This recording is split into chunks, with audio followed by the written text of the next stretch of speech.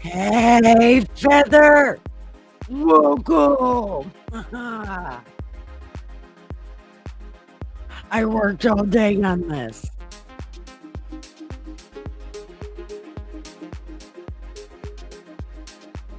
I think it's pretty good.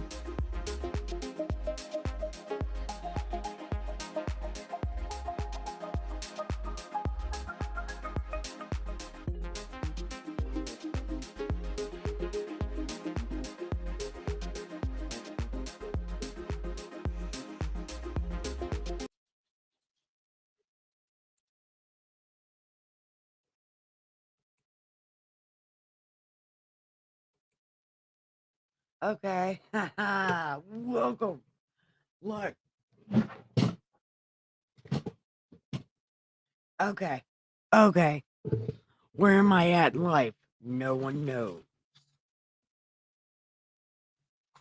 Okay. So, hey, Feather. How are you? So, yeah, I know it's cold, but do not weary. Welcome to the party pen. Wait. Those words. I scripted this because I got an intro.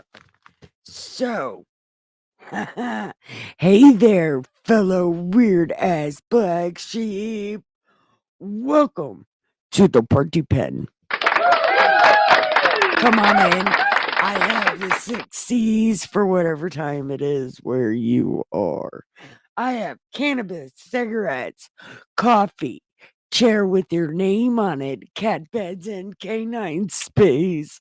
Oh, and there's also crows. Actually, the bird is not a crow. I don't know what the bird is, but it's a chirpy bird. Yes. So do not turn around and leave your shoes on. Cause I got a fucking story to tell you. So, come on in. Oh, and it's cold. I also got covers. The back door is open because raccoon. Um, I don't have any food to feed them. Well, so I'm gonna give them some of my leftovers. I don't know. I do need help buying raccoon food. Well, it's dog food.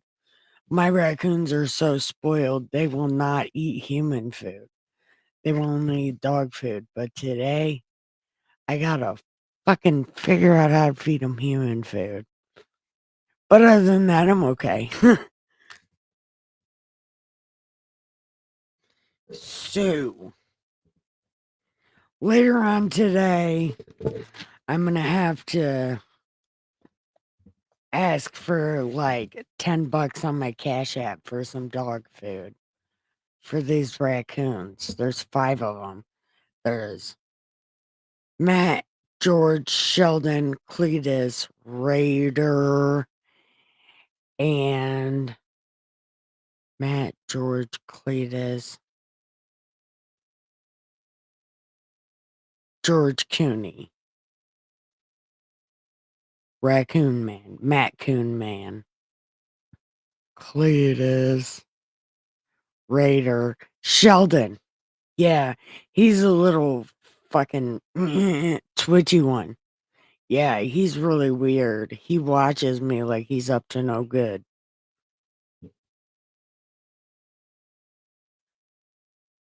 Ooh. See, I wonder though, because I take care of the raccoons illegally. They're wild raccoons. There might be something like that around me. Yeah, there might be. But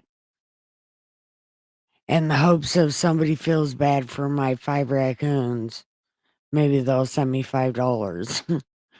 I can buy some dog food or buy more cat food and just feed the raccoons cat food. Although, doesn't that cause inflammation? See, I don't know what the fuck is happening. I don't know when I became so empathetic. I'm just kidding. I was born that way. But hopefully, Miss Muddy.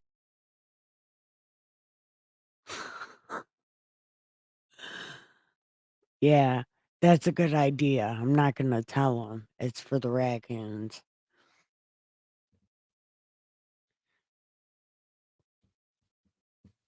Okay, are we ready for some God? Okay, we're on chapter 26, and we're still going through rules God doesn't really care about. But they say he cares about them, so we're reading all the things God doesn't care about. Because they're human things, not God things. Man, here we go. Here we go. Here we go. You shall not make idols for yourselves, like crosses. Crosses with the little naked Jesus. Yeah, that's an idol. That's like worshiping Jesus. Like you're not supposed to do that and stuff. But anyway, I mean, that's future. You don't know about it. It's the future. Don't worry about it, Moses. Don't write that down. I'm going to leave it up to them to not figure it out. Anyway, neither a carved image nor a sacred pillar shall you rear up for yourselves. That sounds like a giant ass fucking cross.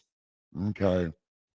Nor shall you set up engraved stone in your land to bow down to it.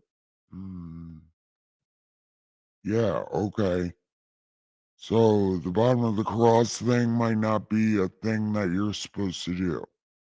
Okay, no one knows what's happening. For I am the Lord your God. You shall keep my Sabbath. Again, 51. You guys can never say you don't know that there's a Sabbath because I've told you at least once every page for the past 3 books. Okay. If you walk in my statutes and keep my commandments and perform them, then I will give you rain in its season. The land will yield its produce, and the trees of the field will yield their fruit.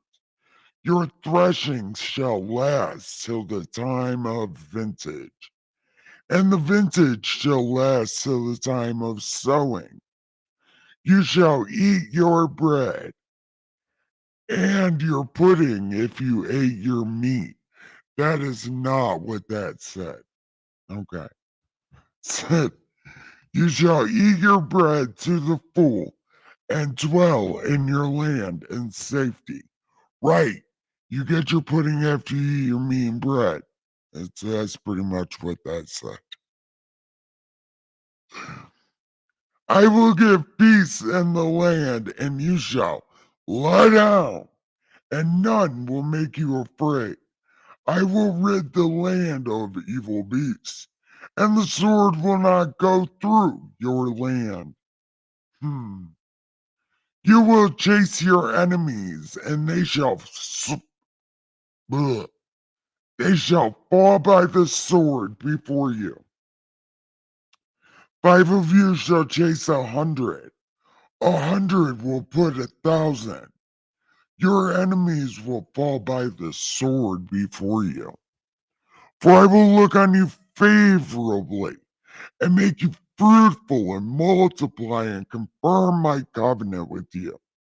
You shall eat the old harvest, clear out the old because of the new. I will set my church among you, and my soul shall arbor you. Oh, not arbor you, but it will. Don't worry. I will walk among you and be your God, and you shall be my people. Don't do it. Don't do it, God.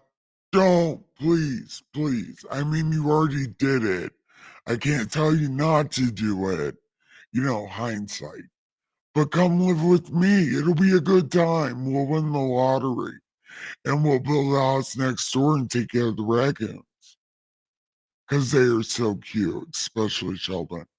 We got to build a house next door and we got to feed them. So, like, you can live here. It'll be so much fun. We'll have a sleepover, build a fight with God. Yeah, it'll be a good time. We'll use Dustin's pillow. He will not get mad. I mean, I did not ask him, but if I ask him, he'll say no. So if we just do it, he'll just have no problem with it because we did it. You know, it's better to do now and ask sorry later.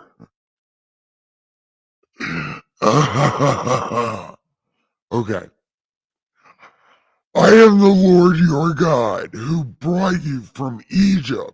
You should not be their slaves. I have broken the bands of your yoke and make you walk upright. Not like a rat, more like a snake on his ass with a rat head. You're like full snake rat head. And you got little cockroach legs. It's a cute thing, probably. I mean, maybe if you like gore, it's cute. But if you do not obey me, then you really are a rat snake, and you will look like that. If you despise my statutes, and your soul harbors my judgments, so you do not perform my commandments, but break my covenant, I will also do this to you.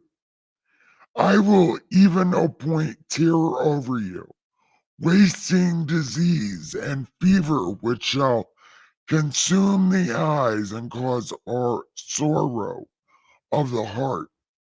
And you shall show your seed in vain, for your enemies will eat it.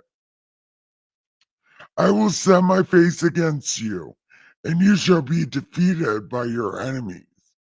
Those who hate you will reign over you, and you shall flee when no one pursues you. And after this, if you do not obey me, then I will punish you 7 times more for your sins. I will break the pride of your power. I will make your heaven like iron and your earth like bronze, and your strength shall be spent in vain, for your land shall not yield its produce, nor shall the trees of the field lend their fruit. Then, if you walk contrary to me, and you are not willing to obey me, I will bring on you 7 times more plagues according to your sins. I will also send wild beasts among you, which shall rob you of your children, destroy your livestock, and make you few in number, and your highways will be desolate, and your life won't be like a highway, and you won't be able to ride it all night long. Let's get it together. Anyway, so, and I will bring a sword against you that will execute the vengeance of the covenant. Why is this so long? Oh my God. Okay. When you are gathered together within your cities, I will send pestilence among you, and you shall be delivered into the hand of the enemy. When? Mm-mm. When I have cut off your supply of bread, 10 women shall make your bread in one oven, and they shall bring back your bread by weight, and you shall eat and not be satisfied. And after all this, if you do not obey me, but walk contrary, then I also will walk contrary to you in fury, and I, even I, will chastise you 7 times for your sins. You shall eat the flesh of your sons and the flesh of your daughters. I will destroy your high places, cut down your incense altars, and cast your carcasses on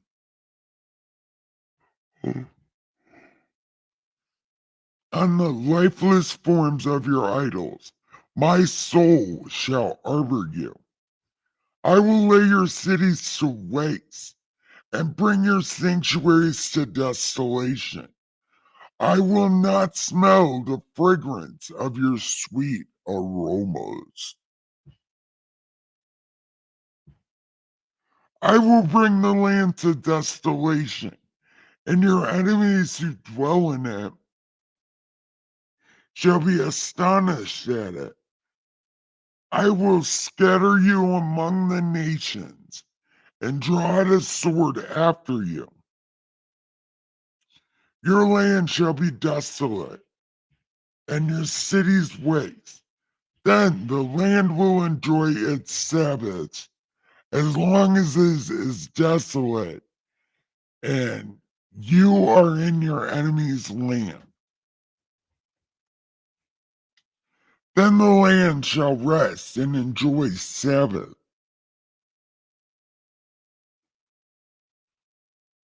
Or at the time it did not rest on your Sabbaths when you dwelt in it.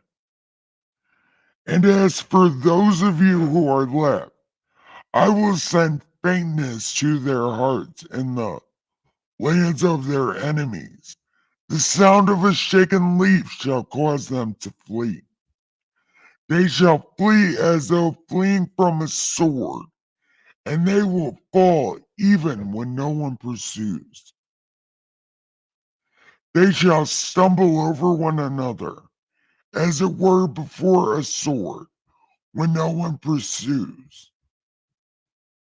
And you shall have no power to stand before your enemies.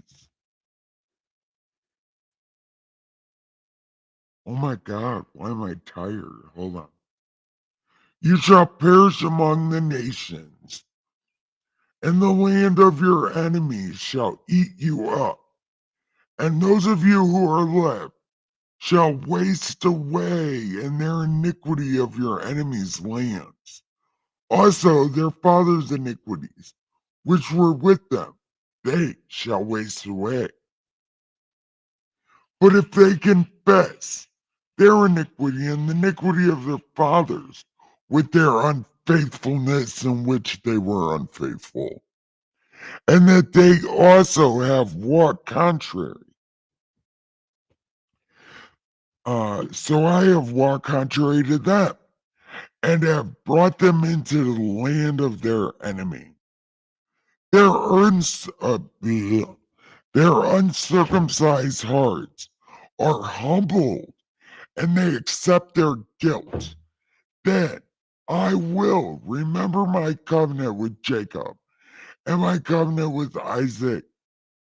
I remember my covenant with Abe, Isaac, and Jake. I will remember the land.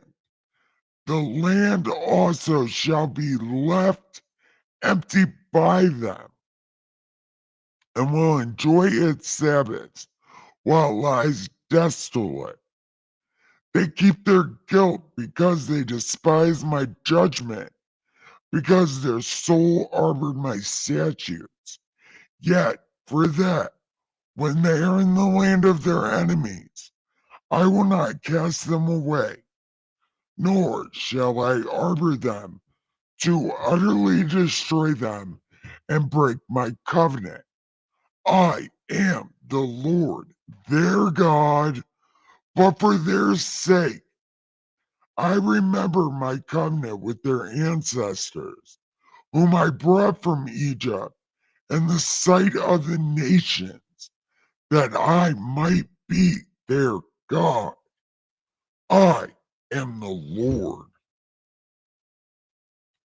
These are the statutes and judgments and laws, statutes and judgments and laws, which the Lord made between himself and the vampires on Mount Sinai by the hand of Moses. Jasmine! Hi! Hi. Listen. Okay. Okay. Huh. Okay. I know what's happening. So, we are almost towards the end of this video. So, I was thinking about making Twitch. What do you ladies think about making Twitch? Like, I've been thinking about it. I mean, we could make Twitches right now and then go over there and watch Pink Floyd. But then, like,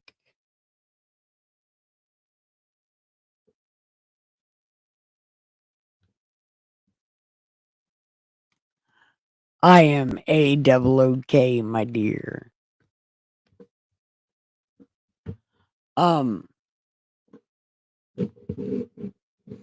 I don't know. I've never tried a Twitch before. But I know we've got to watch something. Well, fuck it. Why don't we watch? Oh yeah, we're gonna be watching that thingy-mabob.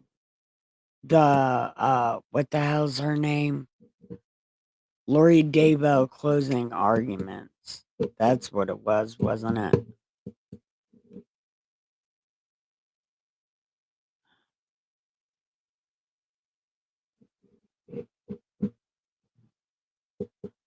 Okay. So then why don't that be the homework for tonight? We'll all create a Twitch account.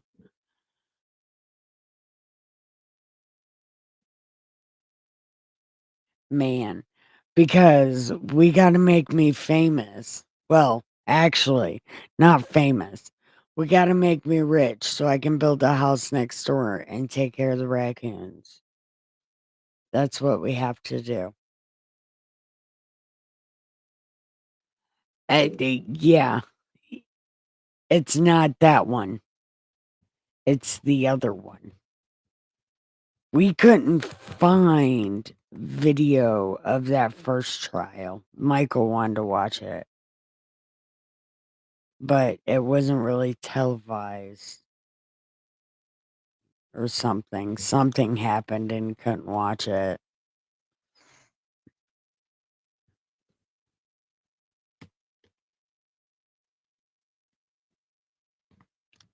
Although something tells me that it was televised at some point.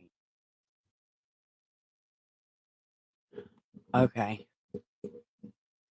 Let's do this. Laurie Daybell closing argument, Arizona trial.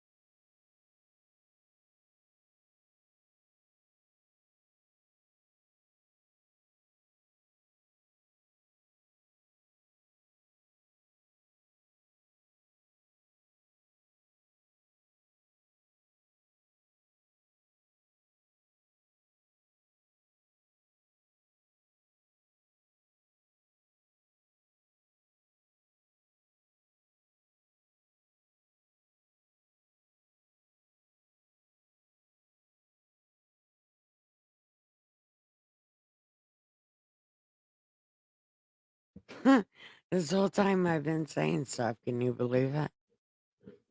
Okay. What is happening? Okay. So.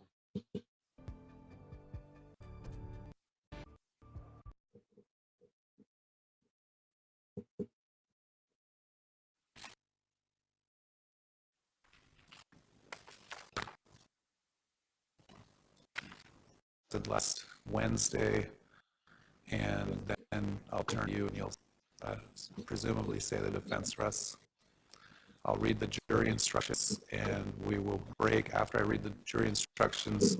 Depending on what time we break, I'll tell them what time to come back for those arguments, approximately an hour later or around 1 p.m. While we're waiting, I had my staff email the parties about any potential aggravators.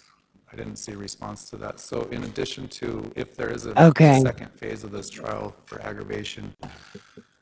Do we want to go through the jury instructions or just get straight to the closing arguments? This is delayed, so if it looks like I'm just sitting here staring at shit, I'm waiting for an answer. I swear to God.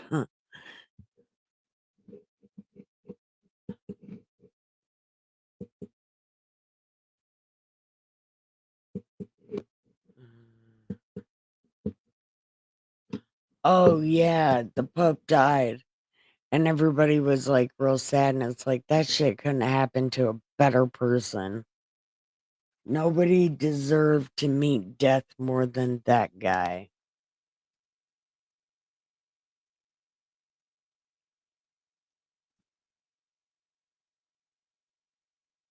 Forward about an hour. Okay.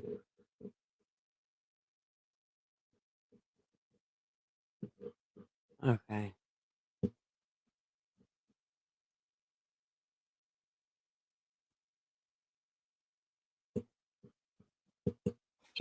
And experience the reasons given for. Okay.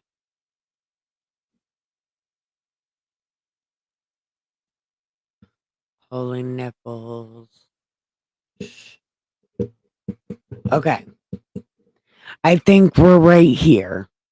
Okay. So we're right here. I'm going to shut my fucking face off and I'm going to shut my mic off. Smoke them if you got them. And let's do the damn thing.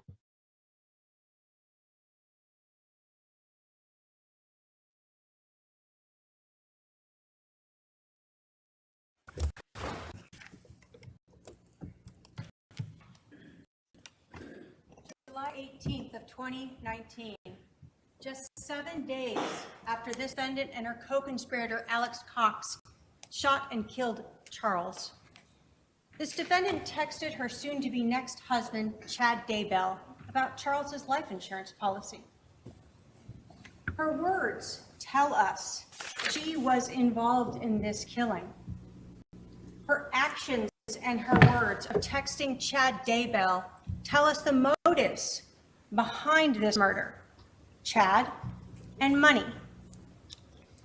The morning of that 18th of July, Laurie Vallow texted Chad and said, quote, "I just got the letter from the insurance company saying that I am not the beneficiary. It's a spear through my heart. Who do you think he changed it to?" Later that day, after she spoke with the life insurance company, she sent Chad another text. Quote, "So I talked to the insurance company. He changed it in March. Probably it was Ned before we got rid of him." Laurie Vallow's words 7 days after Charles was shot and killed tells us that we was her and Alex killing Charles. Why? For that money. But Laurie Vallow's plan to kill Charles wasn't just known by her lover, Chad Daybell, and her accomplice and co-conspirator, Alex Cox. It was also known by her brother, Adam. Adam told us that he knew about Laurie's beliefs. He knew what she had been saying about Charles's concerns for himself. And he told us that he knew about this plan for an intervention to talk to a stakeholder. That morning of July 11th, when Charles arrived at Laurie's house, as she knew he would, he texted Adam and said, "Al is here." Adam. Can I ask a question? I don't know if anybody here is uber religious. Well, you're here, so you're probably not uber religious, but you might know somebody that's uber religious. Is this like a thing? Are people seriously scared of being kicked out of church? I can't even tell you how many churches I've been asked to leave politely. But is this like a thing that people are scared of? Is my question. Texted back, "They are planning something." He knew. And 3 days later on Saturday, when Adam finally learned, when his friend Googled Charles, that he had been shot and killed by Alex, Adam told us he went back and talked to his mother and he confronted her about this. And he told his mother, Laurie and Alex conspired to kill Charles. He knew, and he was right. Laurie's ex-friend, Christina Atwood, she told you about that very uncomfortable dinner on June 9th, a month before the murder, where Alex Cox was talking about just wanting to kill Charles. He said this multiple times, and this defendant didn't care. In fact, she talked about how she had been drugging Charles. Christina told you she was so disturbed by this, she actually went and saw Laurie the next day, June 10th, and told her, if something happens to Charles, I'm going to have to go to the police. Christina knew. She was right. And Nancy Jo Hancock, now she had just met Charles a few days before, and they had talked and texted and had been on the phone for hours, you heard. Charles had told her all about Laurie, the things she would. That was the best cross-examination. Laurie kept going, my husband. That was the best. I'm sorry, but it was the best. Totally worth watching. Saying the things she was doing. She told you that she knew that Charles was concerned for his own safety. And she understood the motive. She told Charles the night before, you probably should just tell Laurie that you've changed the beneficiary, that she's no longer going to get that money.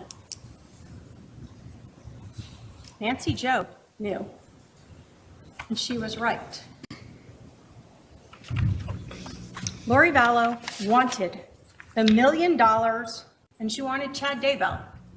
And she and Alex used that twisted religious beliefs they had so that they could kill the evil, possessed Charles and be like Nephi.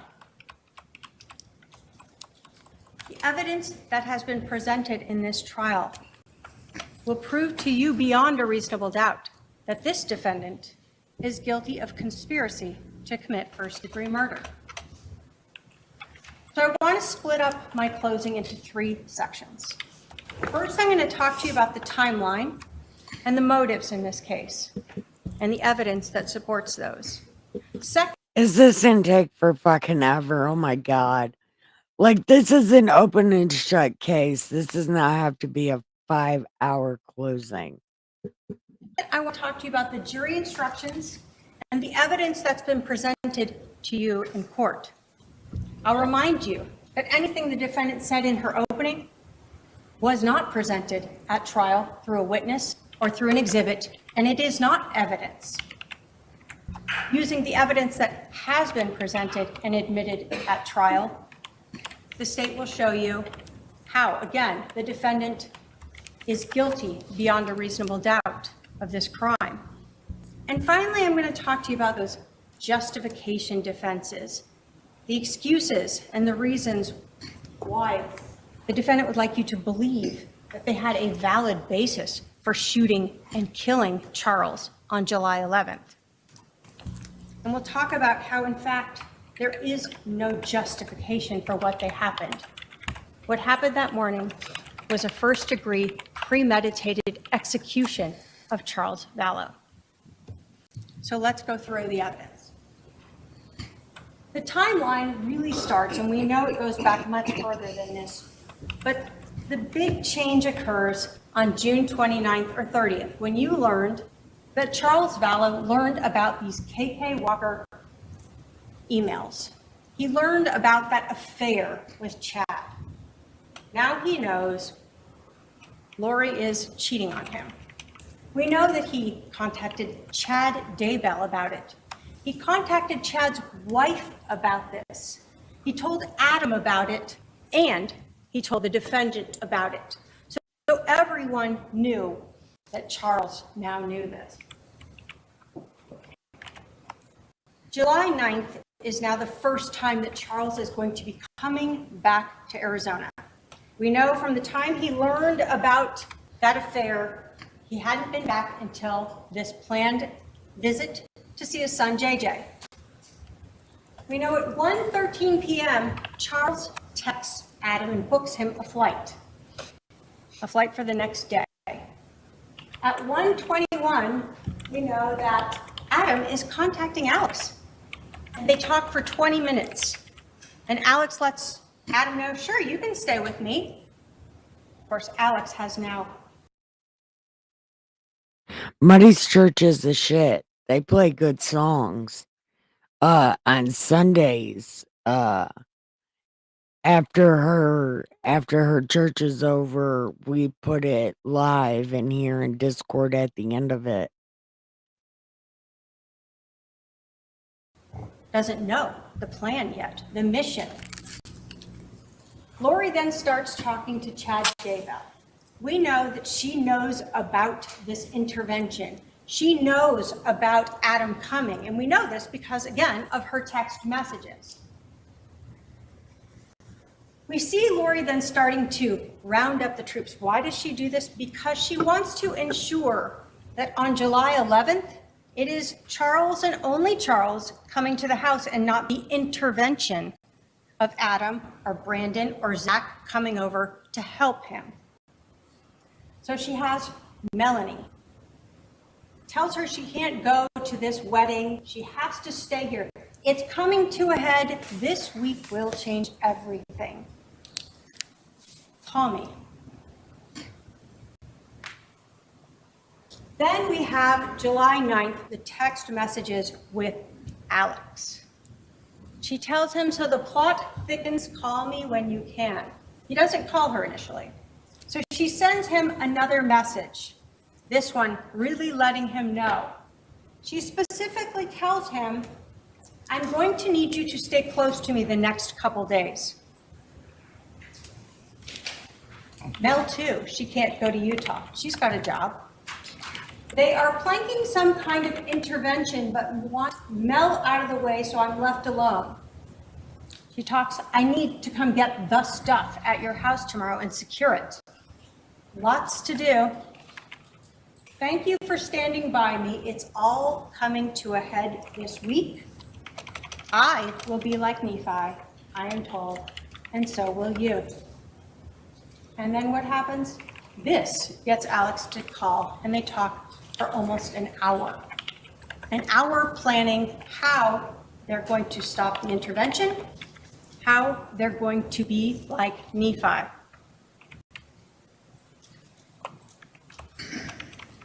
As we get to the 10th of July, and we continue through this timeline, we see Laurie again talking religiously with Chad, 149 minutes that morning.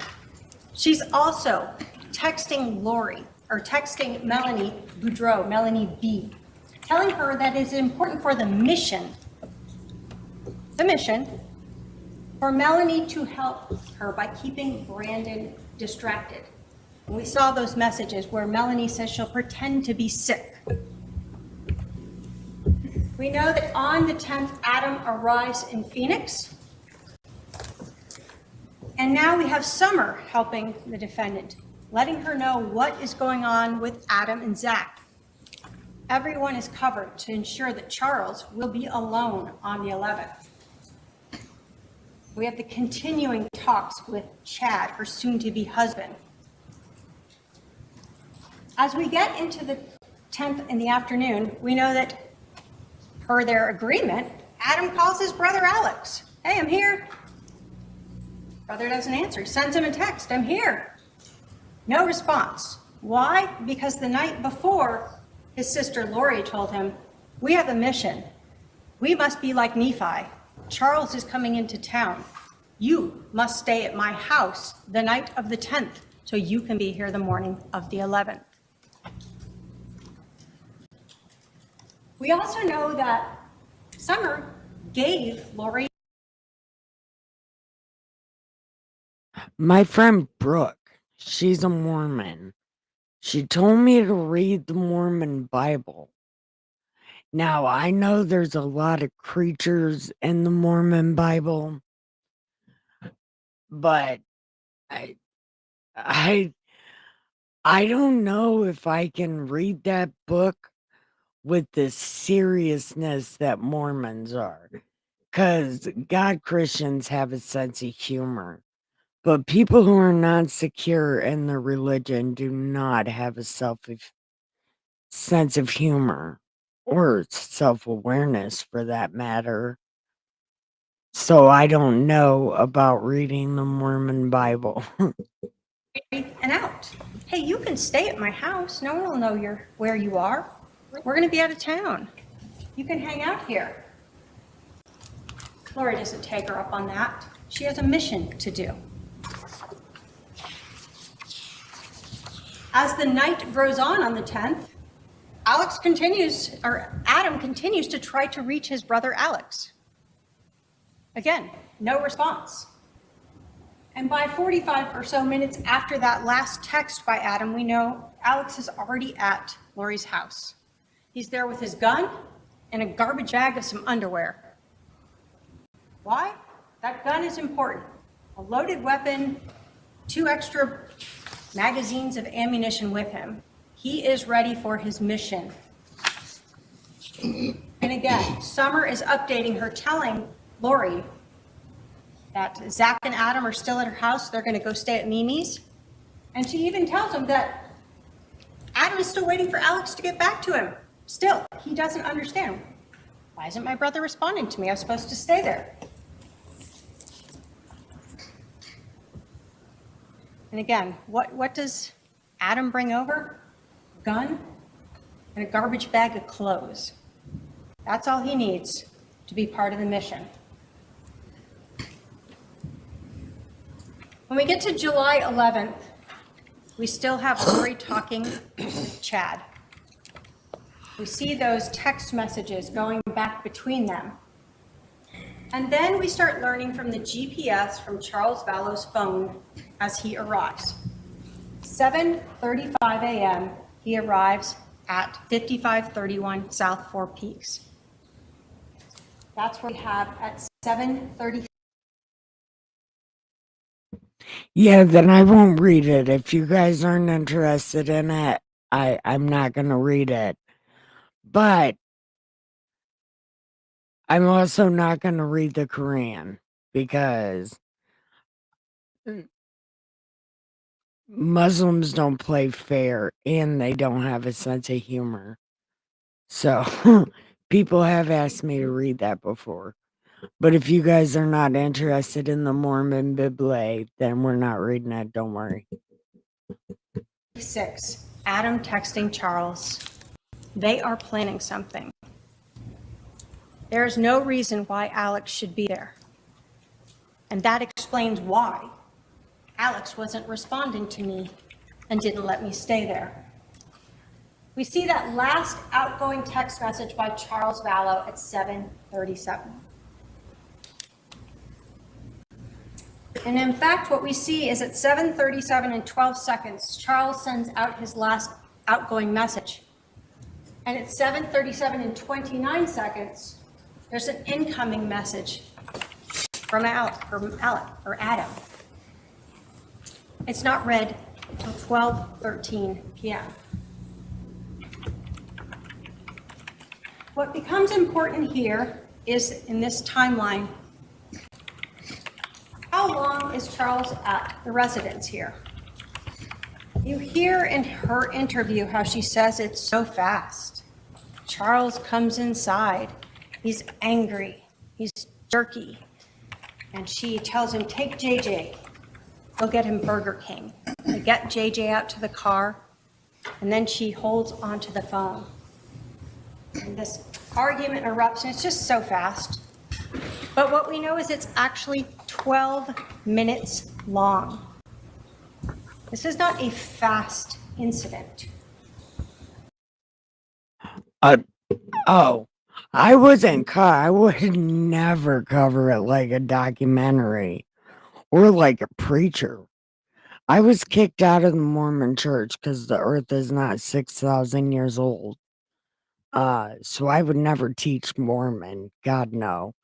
I was told that there was fantastical creatures in that book. So I wanted to read it just because of that. And if any, like, it sounds more pagan than Jesus-like or God-like. It sounds way more pagan. But I would never read it to teach it. God, no. Jesus would kick my ass. And I think naked zombie Jesus would kick my ass. It wouldn't even be Jesus. It would be Jesus pre-final form.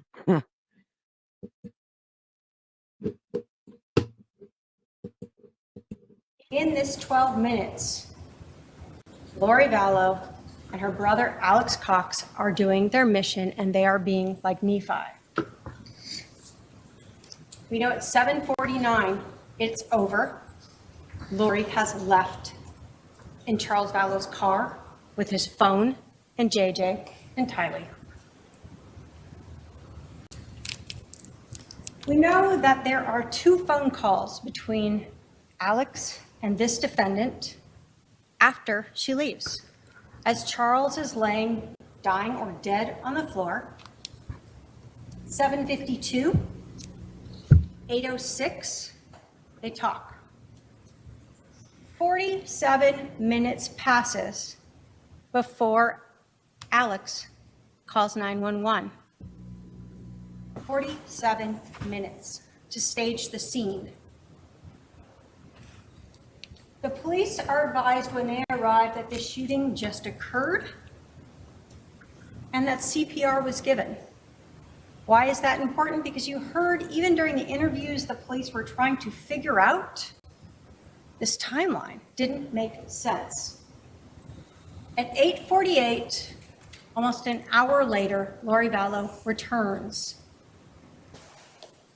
And then we see that around 9:40, she is being interviewed at the Family Advocacy Center.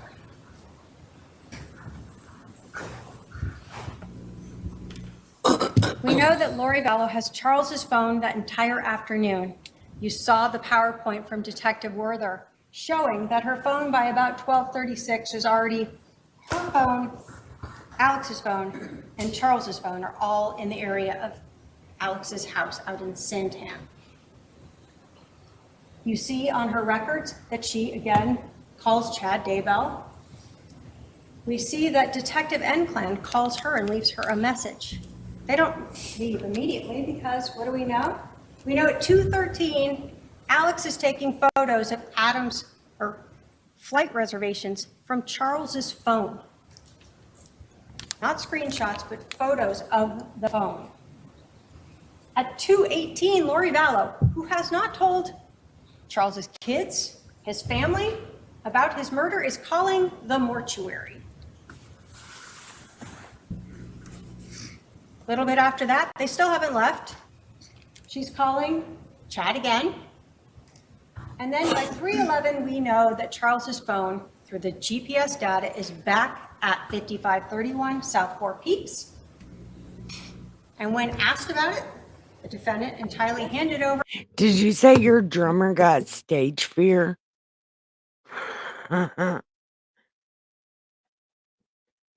Stage fear ain't no joke, man.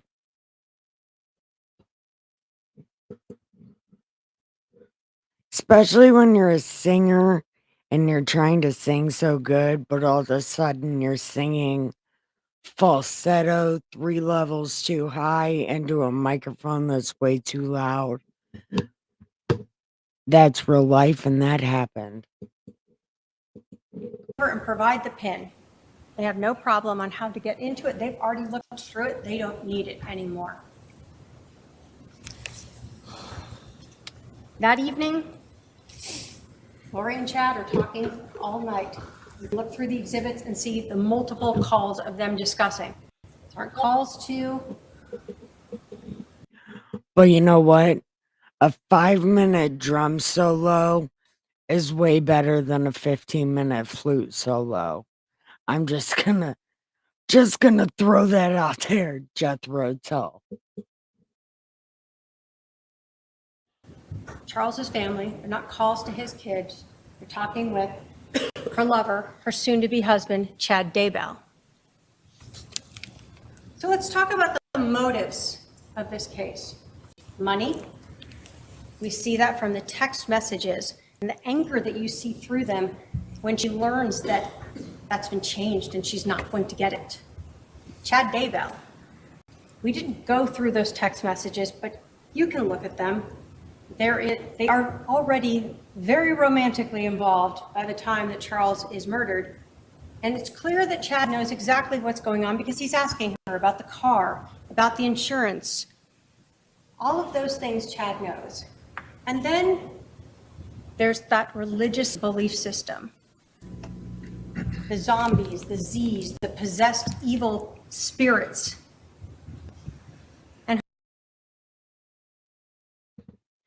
I've been on the stage in front of 3 people today. And you guys have been on the stage in front of 3 people today. And you guys are doing wonderful. You're keeping it moving because you guys are the best. You are the best. You are the best women in any chat ever. And her being like Nephi. All a reason and a way to kill someone, just like Nephi, a justified killing. See what I'm saying? This shit sounds so pagan. It sounds so pagan. Because God is not into killing individual people. Like he kills whole people or no people. Like he's not into individually killing people. That's not a God thing. See what I'm saying? This book is so pagan. There's that first call when we talk about money motive. To Banner Life Insurance. And what was the cause of his passing?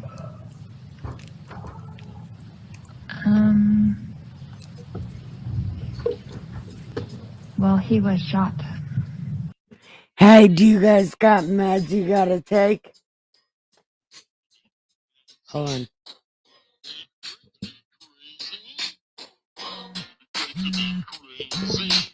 Take your pills, weirdo. Take your pills, please. Okay, so I don't know how I want to put that. Okay, all right. And I hate to ask, but is it? Yeah, you can just say yes or no. Was it a homicide? No, it was an accident. An accident. So what we hear here is Laurie Vallow being untruthful to Banner Life Insurance.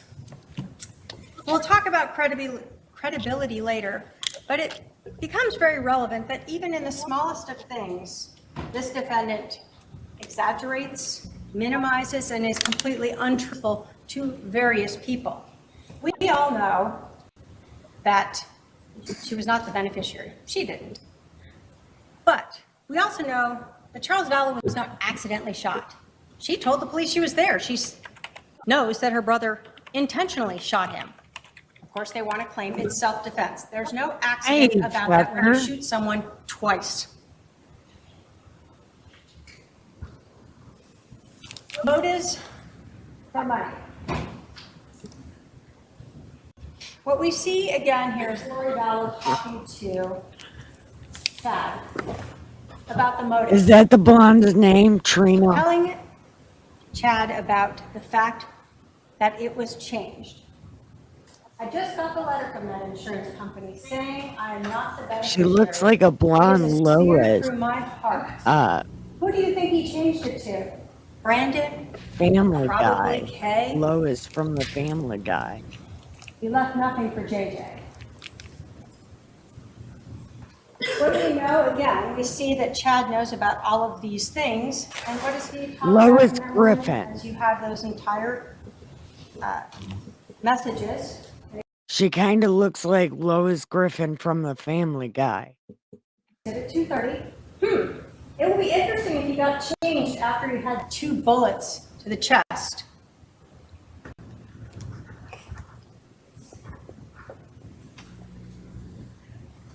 Again, as we talk about the murder, we have later in that day the message that I talked to you about. So it was probably Ned before we got rid of him. We, not I, not my brother Alex, but we did. And then the other thing in this text message that is of importance is the fact that Laurie Vallow knew a month before she went to Social Security how much money she was already going to get for the death of Charles. Here she says, I will still get the $4,000 a month from Social Security.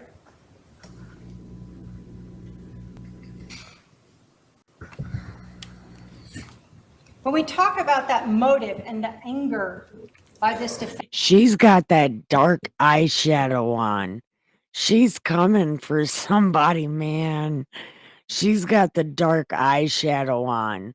She's got them don't fuck with me eyes. Not the come fuck me eyes, but the don't fuck with me eyes. Man, she is a badass, ain't she? bent over not being the beneficiary. We know that even on July 28th, so 10 days later, she goes into Charles's computer to find the change of beneficiary form. She texts that to Chad to show him, and she sends it to Kay and confronts her about it. Money. That's what she wanted. And Chad. So let's talk about Chad, the affair with Chad Daybell. We know that she knew him as far back as November of 2018 when she came here, when he came to Arizona and stayed at Laurie's. We can watch. No, I don't think we can watch anything on Sarah Boone because of copyright. We have to go over to Twitch, which I think at the end of this stream, I'm gonna try to do a Twitch live. I'm gonna sign up for it live. See if we can do it. House. You were told by Detective Duncan that there were recordings on her Laurie for Style iCloud account of Chad Daybell here in Arizona for that Preparing the People conference. You also heard that in the Lolly time, the later account that was created later, that in March of 2019, there were screenshots of to Idaho and back to Arizona with both Laurie. Feather. If you find the Sarah Boone opening statements, we'll do the Sarah Boone opening statements. If you can get a hold of them, we'll do those. because I'm going to have to jump to the next live stream. When this goes to Laurie Vallow, I'm going to have to do a different stream or this is going to get too long. I can't get subscribers if they're too long. And Chad Daybell. This is during that time when she disappeared and Charles was taking care of J-Day, and she's off flying to Hawaii and Idaho, living the good life with her soon-to-be husband. And then, of course, we know that come November 5th, she actually marries Chad Daybell. That KK Walker email address, this was that June 29th. Big change. What do we know? That on April 21st, she created that account. She used her own phone number in creating it. And then she sent messages to Chad Daybell, brother Daybell. You have that exhibit. She pretends to be Karen Walker and invites him to Houston, because that's where she is at that time. She offers to use Charles's money to fly him out there, and that he can stay at the house with her and her husband. Oh, In June of 2019. Oh, Charles sends an email to Chad about this. I remember. You did not stay at our house. We do not have money. I remember. And you see that Laurie again uses that same account, but this time she pretends to be Charles and invites Chad out to Arizona to help him with a book. And again, in Exhibit 289, you have those letters. Charles finds those. And he lets everyone know he did. And he confronts Tammy, lets her know. Confronts Chad, lets him know. We don't know. Certainly lets the defendant know that he knows. And we don't know if Tammy knew. now the jig is up.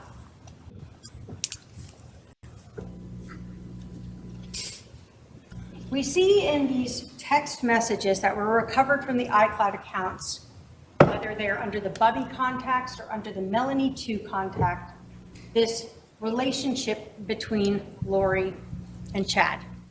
If you want to read the story, it kind of mimics them meeting in November, hooking up in hotels, and discussing their love for each other. Reporting live from my sofa. Read that whole fucking thing. It's called Loin Fire.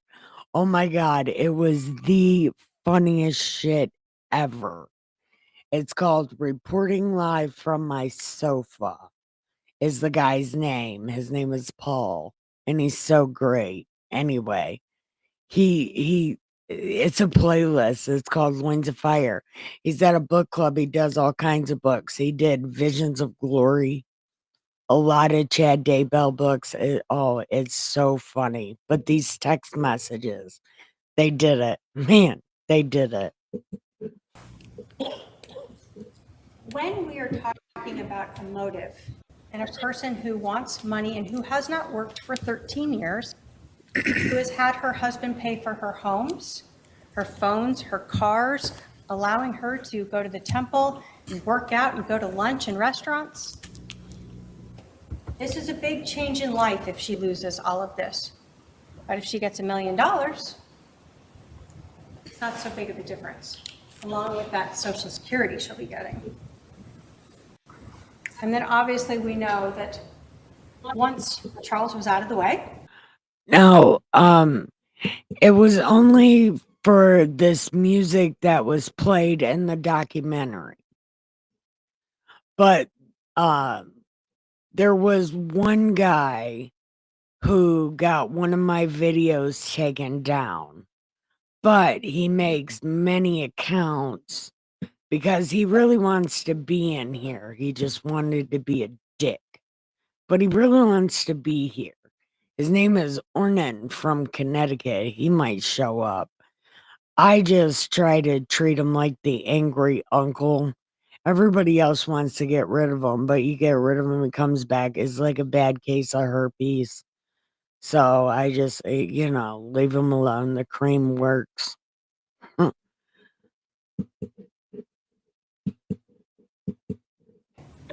Laurie and Chad were able to get married. But what about those religious beliefs? Everyone that Laurie knew, who she expressed them to, told you that they were not in line. And I didn't get a strike. I got a warning. Yes. Ornican from Connecticut. But we're speaking about him. Say his name 3 times. I bet he shows up. But I wish Drunken Wizard would show up. Anyway, I'm going to quit pausing this because I don't think we have to fair use this, do we? I don't know. With the Church of Latter-day Saints. Everyone told you that she said things like she didn't need to repent. She didn't need forgiveness. She could do whatever she wanted now. That she was in a celestial state, translated. That she is spiritually and physically changing. That she's above the priesthood. That she knew who was dark and evil. You saw those text messages both about Charles and heard from people, as well as about Brandon and Zach and Adam. People who were helping Charles were also dark or Z's. And ultimately, what did we learn? That she associated herself with Nephi, a prophet, a holy man, who was justified and asked by God to kill Laban because he was an evil, wicked king who had the tablets that God wanted him to go get. Laurie was just like that. She was justified in her killing. We heard from her brother Adam that their relationship had ended when she told him some things about her beliefs that he disagreed with. That she was turning into that celestial state, that she didn't need to eat, that she had more authority than the priesthood. It is Corey TV. Yes. Hold on. I'll look for it. You yourself personally, were you aware of Laurie having outside? She does look like Lois.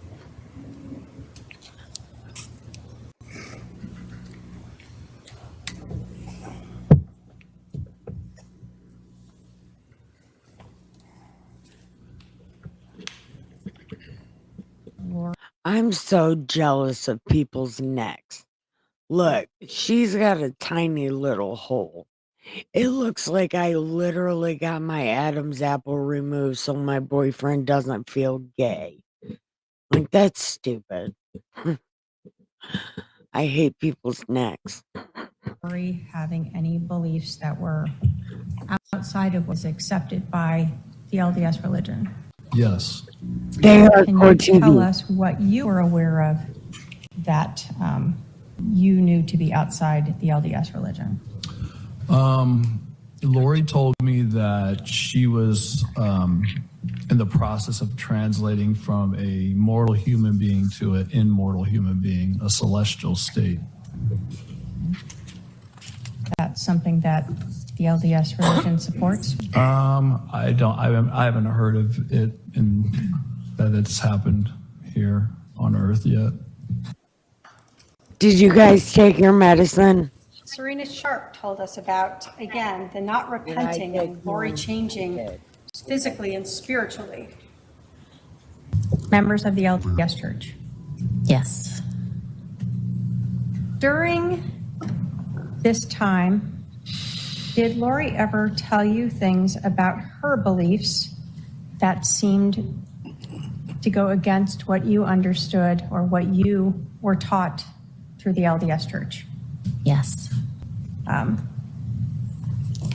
Did Laurie ever tell you that she did not need to repent? Yes, she did. Oh, there's raccoons in my house. Hold on. During this weekend, did Laurie talk to you about her husband, Charles Vallow, being possessed. Yes, she did. What do you recall about her talking about her husband being possessed?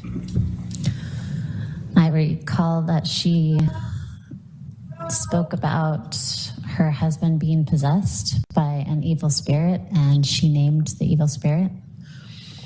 Do you recall what the name was? Yes. What was it? It was Ned. N-E-D? Ned? N-E-D. Now, Serena Sharp was someone who met Laurie in November, Okay, I'm back. texted or talked with her for a while, and then was invited to that girl. I just sent them outside. I don't have any food. One of the jury instructions you're looking at, and I we'll don't talk like about bread. more, though, is the credibility of a witness. Serena Sharp has no dog in this fight. She knew Laurie for a little while. She was invited to, I'll call it the inner circle. The defendant told her some things that went against her religious beliefs, and she said pretty much after that the defendant stopped talking to her. Now, how do we know she's being truthful? Well, we see Ned in lots of text messages. This just helps tell us that this is something Laurie was telling lots of people, that her husband is possessed by this evil spirit, Ned. And we learn later that, like Nephi, she can get rid of him. It's Ned Philanderer.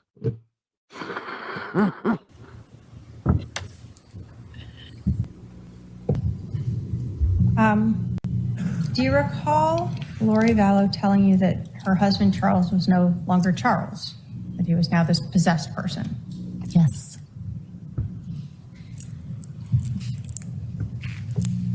When Laurie was talking to you about Ned,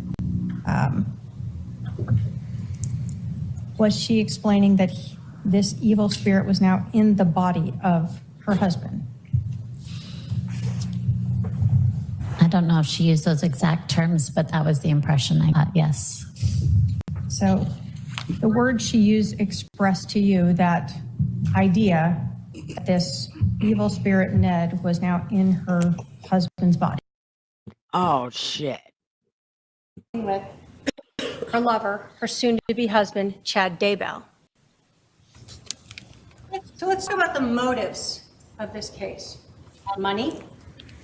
We see that from the text messages and the anger that you see through them when she learns that that's been changed and she's not going to get it. Chad Daybell. We didn't go through those text messages, but you can look at them. They are already very romantically involved by the time that Charles is murdered. And it's clear that Chad knows exactly what's going on because he's asking her about the car, about the insurance. All of those things Chad knows. And then there's that religious belief system. The zombies, the Z's, the possessed evil spirits. And her being like Nephi.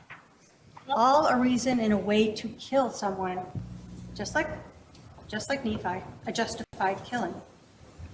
Welcome, cousin. There's that first call when we talk about money motive. Welcome back, Jasmine. To Banner How Life you Insurance. left? And what was the cause of his passing?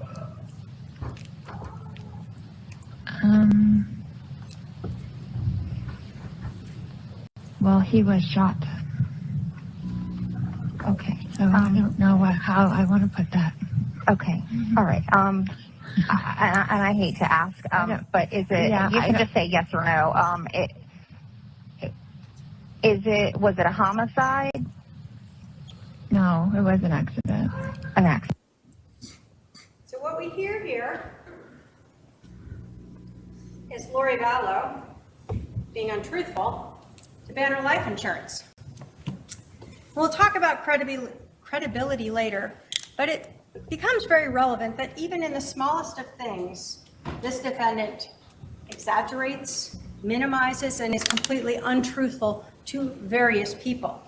We all know that she was not the beneficiary. She didn't. But we also know that Charles Vallow was not accidentally shot. She told the police she was there. She knows that her brother intentionally shot him. Of course, they want to claim it's self-defense. There's no accident about that when you shoot someone twice. Motives for money. What we see again here is Laurie Vallow talking to Chad about the motive. Telling Chad about the fact that it was changed. I just got the letter from that insurance company saying I am not the beneficiary. It is a spear through my heart. Who do you think he changed it to? Brandon? Or probably Kay? He left nothing for JJ. What do we know? Again, we see that Chad knows about all of these things. And what does he talk about in that morning as you have those entire messages in Exhibit 230? It will be interesting if he got changed after he had 2 bullets to the chest.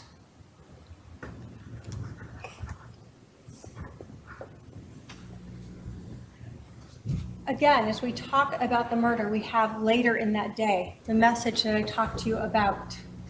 So it was probably Ned before we got rid of him. We, not I, not my brother Alex, but we did. And then the other thing in this text message that is of importance is the fact that Laurie Vallow knew a month before she went to Social Security how much money she was already going to get for the death of Charles. Here she says, I will still get the $4,000 a month from Social Security.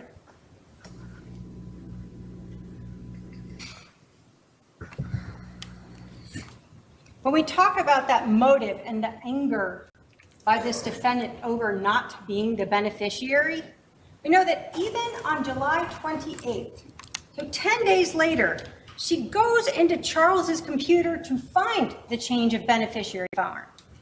She texts that to Chad to show him, and she sends it to Kay and confronts her about it. Money. That's what she wanted. And Chad. So let's talk about Chad. The affair with Chad Daybell. We know that she knew him as far back as November of 2018 when he came to Arizona and stayed at Laurie's house. You were told by Detective Duncan that there were recordings on her Laurie for Style iCloud account of Chad Daybell here in Arizona for that Preparing the People conference. You also heard that in the Lolly time, the later account that was created later, that in March of 2019, there were screenshots of flights to Idaho and back to Arizona with both Laurie Vallow and Chad Daybell. This is during that time when she disappeared and Charles was taking care of JJ, and she's off flying to Hawaii and Idaho, living the good life with her soon-to-be husband. And then, of course, we know that come November 5th, she actually marries Chad Daybell. That KK Walker email address. This was that June 29th big change. What do we know? That on April 21st, she created that account. She used her own phone number in creating it. And then she sent messages to Chad Daybell, brother Daybell. You have that exhibit. She pretends to be Karen Walker and invites him to Houston, because that's where she is at that time. She offers to use Charles's money to fly him out there, and that he can stay at the house with her and her husband. In June of 2019, we see that Laurie again uses that same account, but this time she pretends to be Charles and invites Chad out to Arizona to help him with a book. And again, in Exhibit 289, you have those letters. Charles finds those, and he lets everyone know he did. and he confronts Tammy, lets her know. Confronts Chad, lets him know. And he certainly lets the defendant know that he knows. And now the jig is up. It's part of the Social Security. Any children under 18 get to collect their father's Social Security that he worked for. But only by like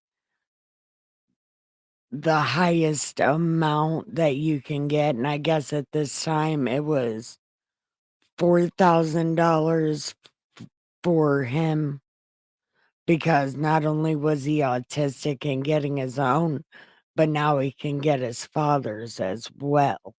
So maybe he was getting like 1,500 and then the rest was coming from his dad. That Social Security thing, it's really fucked up. I get SSDI. Did you know they only give you $967 a month? That's the highest you can get, $967.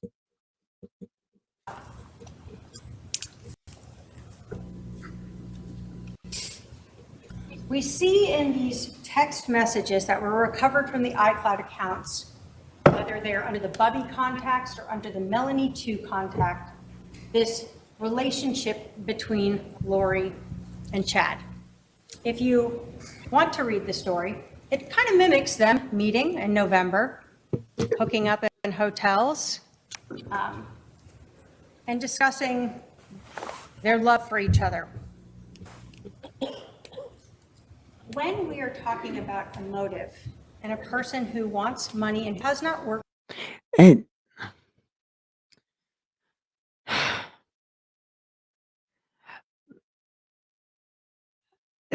there's like, I'm kind of afraid to play the lottery just because of what she's gonna say right here. Money causes people to do terrible things.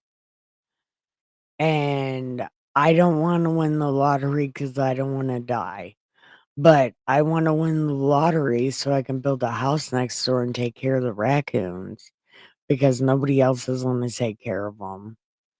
And they've been eating dog food at my house for like the past 5 years. They won't eat human food, so they'll die.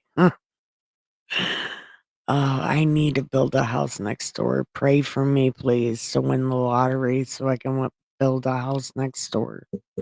worked for 13 years, who has had her husband pay for her homes, her phones, her cars, allowing her to go to the temple and work out and go to lunch in restaurants. This is a big change in life if she loses all of this. But if she gets $1 million, it's not so big. Hold on. Tyler's dad, his name was Ryan. She got his Social Security. That was her own money. Her mom didn't touch that. Remember, because she would send some of it to her older brother, who has a YouTube channel, by the way. It's called Scar Wars. It's kind of depressing, but not really. I watch it sometimes. But JJ was the one getting the Social Security because he was disabled and autistic. He was getting the SSDI. And then when Charles died, he was going to be getting his Social Security as well, which would have added most of that $4,000 a month. I believe it's something like that. I only do a little bit of the Social Security thing because my head's all fucked up. You know, I got curb stomped and shit. You know. Big difference, along with that Social Security she'll be getting. And then obviously we know that once Charles was out of the way, Laurie and Chad were able to get married. But what about those religious beliefs? Everyone that Laurie knew, who she expressed them to, told you that they were not in line with the Church of Latter-day Saints. They also get money for Everyone that. told you You're that she absolutely said right. things like she did. They also get money for that, for him being adopted and special needs. You're absolutely right, Muddy. Didn't need to repent. That's why she was still, that's why she said, we'll still get it for JJ. Forgiveness. She could do whatever she wanted now. That she was in a celestial state, translated. That she is spiritually and physically changing. That she's above the priesthood. That she knew who was dark and evil. You saw those text messages, both about Charles. If she wouldn't have unsubscribed her children from God's YouTube, she would have definitely got away with this. She already got away with it. They had to reopen this shit. She would have got away with it if she would have kept her legs closed. If she would have not gave up the punani, right, to get rid of her kids, she would have got away with it because she's a suburban housewife in a gated community. And heard from people, as well as about Brandon and Zach and Adam, people who were helping Charles, were also dark or Z's. And ultimately, what did we learn? That she associated herself with Nephi, a prophet, a holy man, who was justified and asked by God to kill Laban because he was an evil, wicked king who had the tablets that God wanted him to go get. Laurie was just like that. She was justified in her killing. We heard from her brother Adam that their relationship had ended when she told him some things about her beliefs that he disagreed with. That she was turning into that celestial state, that she didn't need to eat, that she had more authority than the priesthood. Yes.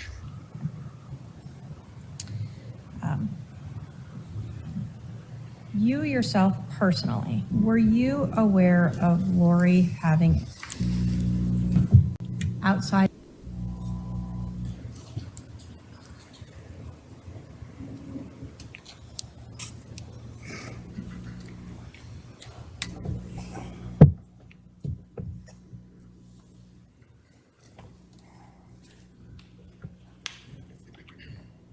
Laurie having any beliefs that were outside of what is accepted by the LDS religion? Yes. Can you tell us what? Miss Muddy, no. They were going after what's her face's children. Remember, they were talking about what's her face's children, and they were talking about the numbers of the other children. Nobody ever brings that up, but they were talking about other kids, somebody's children. It might have been Melanie or Brandon's kids. Melanie and Brandon's kids, maybe.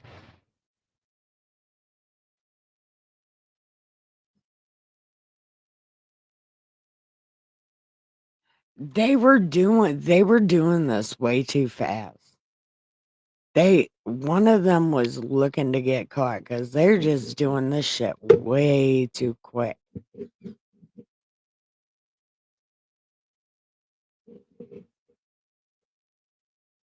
No, no. Are you talking about Ruby and Judy? Ruby and Jody. They didn't kill their kids.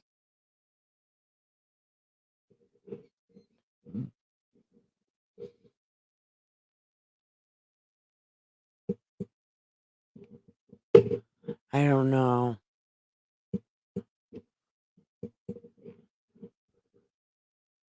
No, Melanie and Brandon, they didn't get their kids killed. But I thought that those were the kids next on the next kids on the list. was Brandon and then these two kids, right? You were aware of that you knew to be outside the LDS religion. Laurie told me that she was in the process of translating from a mortal human being to an immortal human being, a celestial state. That's something that the LDS religion supports? I haven't heard of it that it's happened here on Earth yet. Serena Sharp told us about, again, the not repenting and Laurie changing. Okay. The Laurie, she had her brother and her boyfriend. Okay. Oh, well, yeah. Huh. She didn't do it. She had her boyfriend and brother do it. Yeah. I'm going to shut up now. Physically and spiritually. Members of the LDS Church. Yes. During this time, did Laurie ever tell you things about her beliefs that seemed to go against what you understood or what you were taught through the LDS Church? Yes. Did Laurie ever tell you that she did not need to repent? Yes, she did.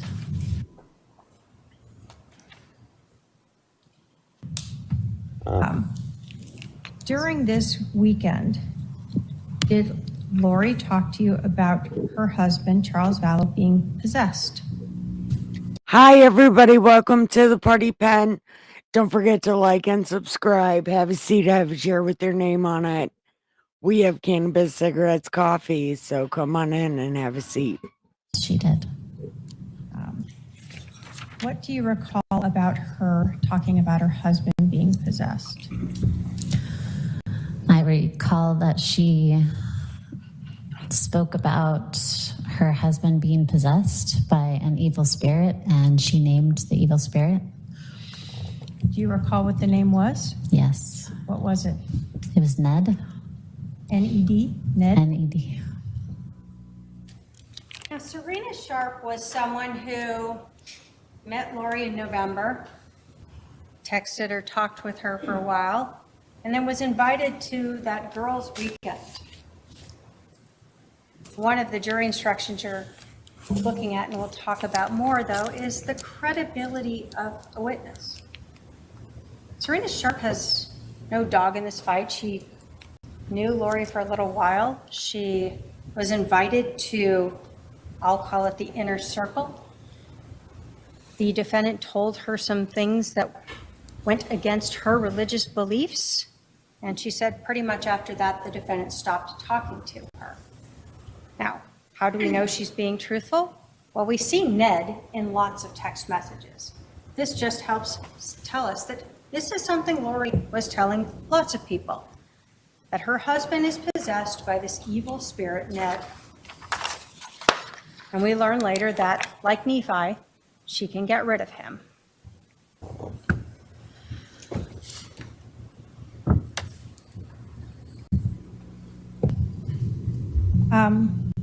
Do you recall Laurie Vallow telling you that her husband Charles was no longer Charles, that he was now this possessed person? Yes.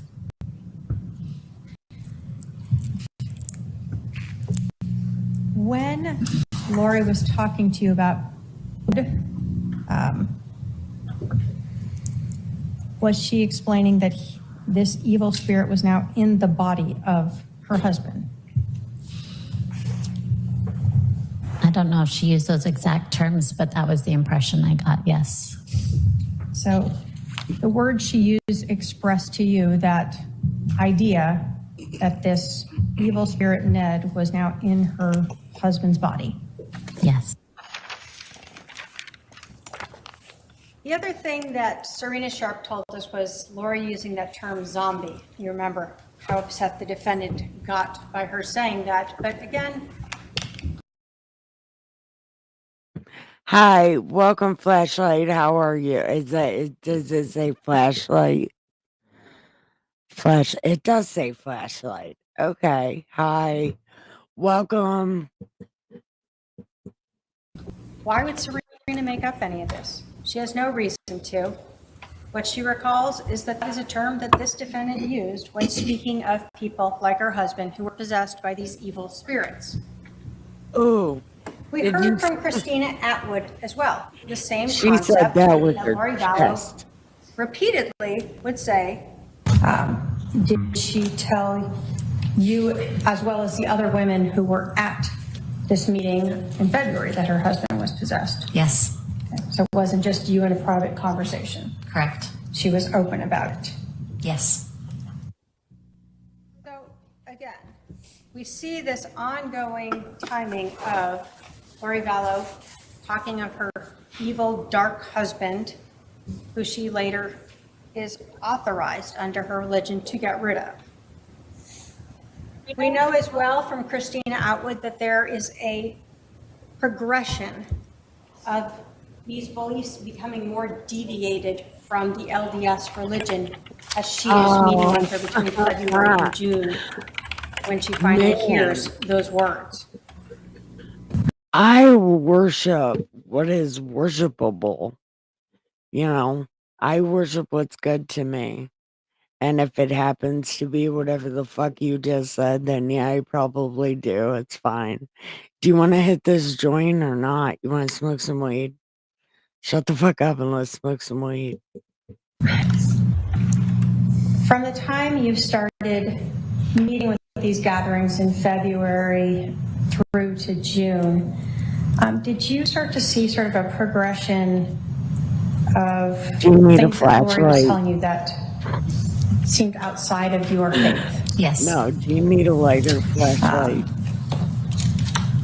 Did she make statements to you that you believed went against your religion? Yes. Did she at any point tell you that she did not need to repent anymore? Yes. What is that? What is that meaningful to you in your religion? We believe that every single person outside of Jesus Christ has reason to repent. Whoever did that, thank you. Laurie Vallow, according to her words to multiple people. So let's take all of this, the motives and this timeline now, and talk about some of the jury instructions and all the evidence that supports proof beyond a reasonable doubt that this defendant is guilty.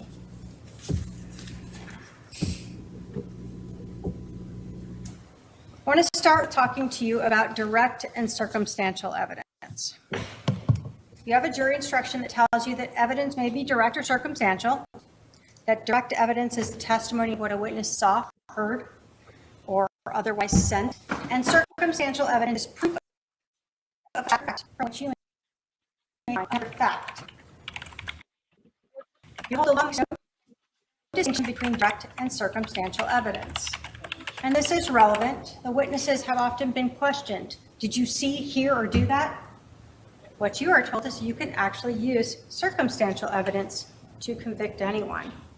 But let me give you an example of this. Imagine you are sitting on a beach. Just you, it's quiet. Off to your right, there's some rocks and you can't see around that. While you're sitting there, a person walks by, you watch them walk by and they go around the rocks and you can't see them anymore. And then someone runs up 5 minutes later and they say, hey, did you see someone come by here? You say, well, yeah, I saw them that way. I read the Old Testament for fun. Go back and read the beginning or watch the beginning of my video. Watch it on 2 times speed because it's all in God voice and it's hilarious. And well, 1.5 speed. But we're trying to watch this trial. I love you so much. Please come for my Old Testament at 8 o'clock. Now, we got to watch this. We're in true crime. That is direct evidence. You saw it. Now imagine you're on the same beach and it's completely empty. You close your eyes for 5 minutes. Just relax. Before you closed your eyes, the beach was completely pristine. And when you open them up, now you see footprints. You can see the toes. Oh, you are my brother. Which facing brother are to you? your right, heels. Are you Alan, CJ, Josh, Mick? Which brother are you? I got 4 fucking brothers. Man, which one are you? Hey, we're watching this trail. Quit throwing me off. And you see them go all the way around the rocks there. Somebody again runs up 5 minutes later and they say, hey, did someone come by here? And you go, well, I mean, I didn't see him, but they must have gone last minutes because you can see their footprints. They went that way. That is substantial evidence. You can infer from that someone went by and where they went. The burden of proof. The state has the burden of proof, as we absolutely should. So let's talk a little bit about what it is and what it is not. You're told that the burden of proof is proof beyond a reasonable doubt. And the instruction tells you that that leaves you firmly convinced in the defendant's guilt. You're told there are very few things in this world that we know with absolute certainty. And in criminal cases, the law does not require proof that overcomes every doubt. If, based on your consideration of the evidence, you are firmly convinced that the defendant is guilty of the crime charged, you must find him or her guilty. So I want to start by saying what proof beyond a reasonable doubt is not. It is not proof beyond all doubt. It is not proof beyond all conceivable doubt. It's not proof beyond all possible doubt, and it's not no doubt. You're told that there are very few things in life we know with absolute certainty. So just because someone says, what if? That is not a reasonable doubt. What you're told is it's proof beyond a reasonable doubt.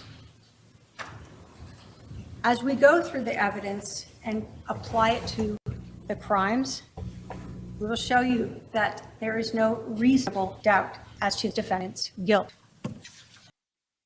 I thought it was all doubt. So let's start the crime itself. Conspiracy to I commit thought reasonable murder. doubt.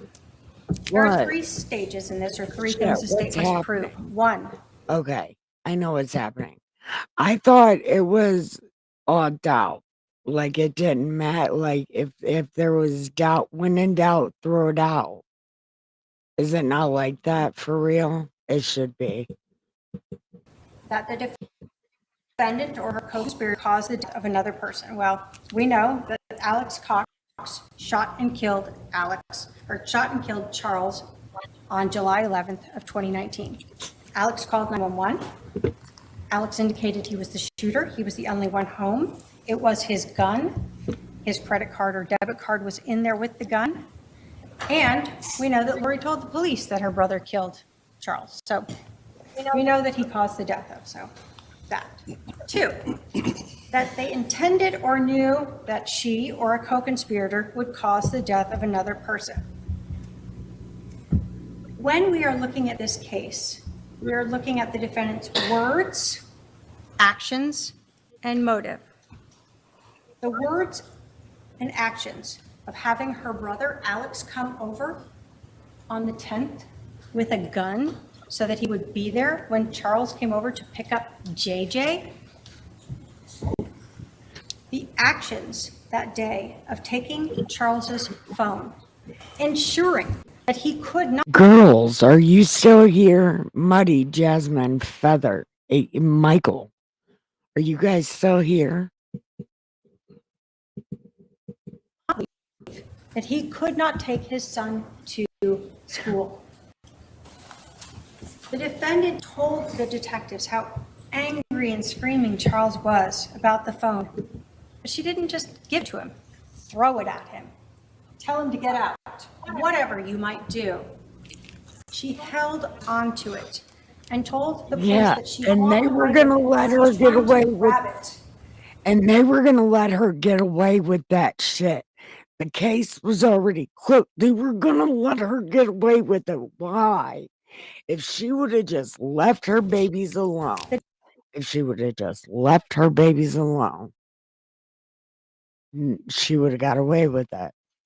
Defendant's actions, words, show us that she is Hi, the ladies. only reason why Charles stayed in there and the only reason why Charles was shot. Then there's those 12 minutes. Defendant. Muddy, are you keeping an eye? You're keeping an eye, because I'm not exactly sure about this one. Tried to pretend that this was a quick, angry scuffle. But Charles is there for 12 minutes. The defendant is there for 12 minutes. Alex is there for 12 minutes before she leaves. We look at her actions when she came back. She told the police her brother was hit in the head with a bat. She never asks how he is. She's not concerned about his injury. She's not concerned about her husband being dead on the floor of her house, her child now without a father. The lack of words that she said there and her demeanor show again that she was well aware of what was going on and part of this incident. We look at her words to Chad, that Charles changed his life insurance policy before we got rid of him. They show her intent to kill Charles. And again, we look at the motive, money and Chad. When did this happen? The first time Charles came back into town after he found out about the affair. Finally, the state has to prove that the defendant or the co-conspirator acted with premeditation. So I'm going to talk to you about premeditation. You have a jury instruction do you want to for be it. a mod? Do you want to do moderator shit if Muddy and them got to do other things?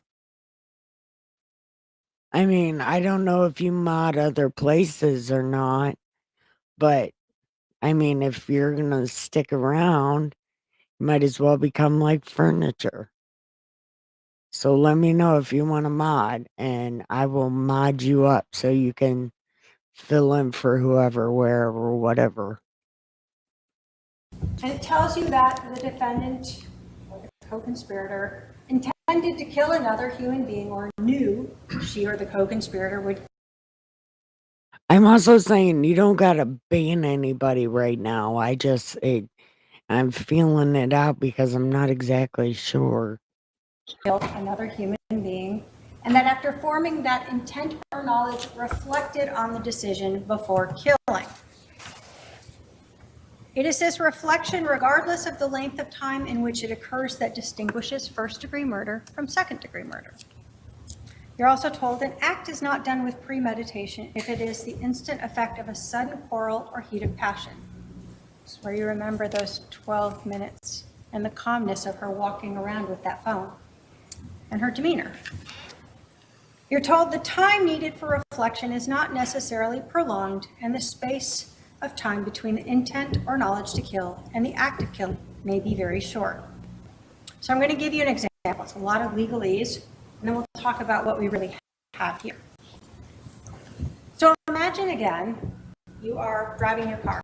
You do every day, coming up to an intersection and you see the light turn yellow. And in that second you think, do I want to run it? Or do I want to slam on my brakes and stop before I go into the intersection? You think about that, and then you decide, I'm going to slam on my brakes, and I'm going to stop.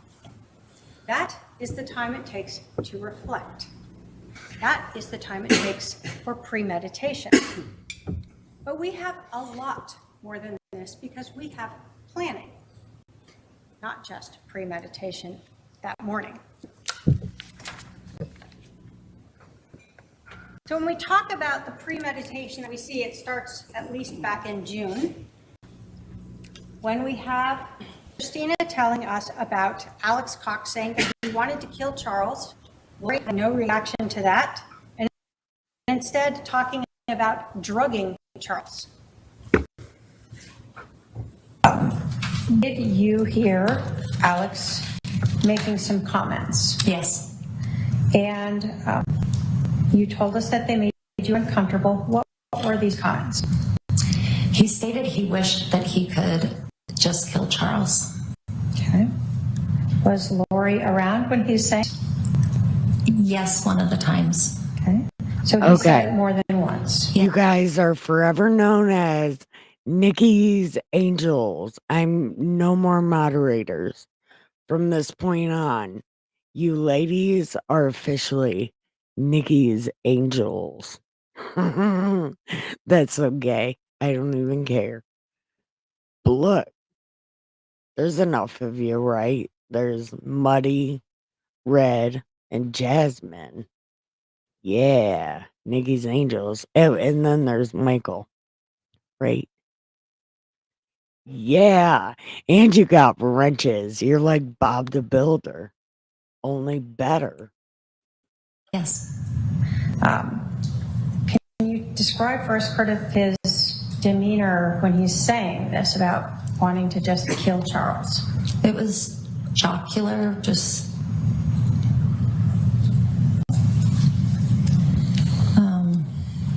as I recall, he was standing up and just talking about it pretty loudly. And you said one of the times that he said this, it was around Laurie. That's Muddy. Did she react in any We got way it to from hearing here. her? Don't worry about it if hubby's gonna be home. We got it from here.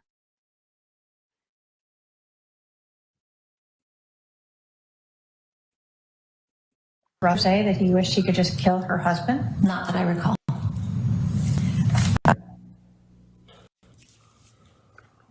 By July 9th, or when we start having this planning that we're talking about, we know that Laurie Vallow is living in a house paid for by Charles Vallow. We know from even her statements to Detective Enclan that she doesn't Oh my like God, Charles, is what she yeah. says. But Charles And won't file Michael for a is divorce. kind of like We know from her an words and archangel, text strong as messages that she fuck. wants to be And with he's a Chad big Daybell. blonde. He's huge. But Charles is her cash cow. She hasn't worked. He pays rent, car, cell phones, her travel. And so, as far I back as love you, June Muddy. 9th, Give we're the already pillows hearing some head.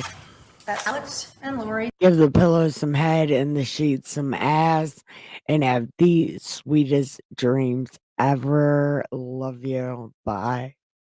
like to not just get rid of Charles, but kill him. Tell Mr. Muddy's the whole party But pants if you that think hay. that June 9th wasn't the beginning of this planning, this idea, this concept that Laurie and her brother have of getting rid of Charles, this evil, dark, possessed person, that we know on the 9th that there is definitely a plan by this defendant. And we see that through those text messages with Melanie, with Summer, with Alex, where she speaks of the mission, where she talks about telling Melanie, you can't leave. You got to pretend to be sick and stay here and keep track of Brandon so he doesn't come help Charles. He can't be in the picture. We need to stay here to defend ourselves from an intervention.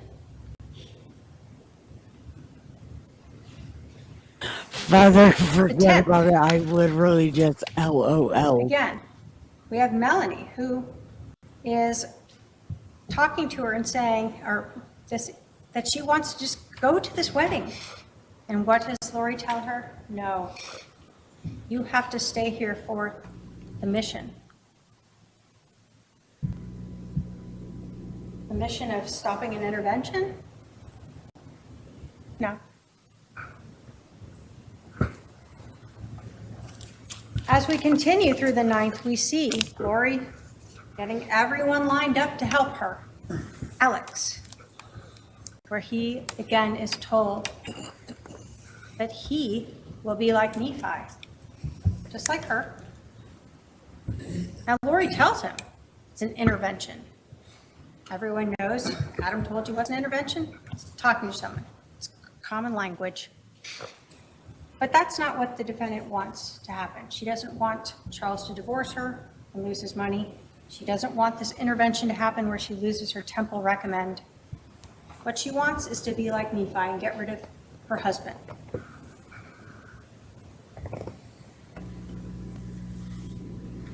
Do you guys work tomorrow? Well, Nephi was a prophet in the Book of Mormon. It's the first chapter. He was a prophet, very humble and faithful servant of the Lord. Ironically enough, his brothers tried to kill him at one point. But he actually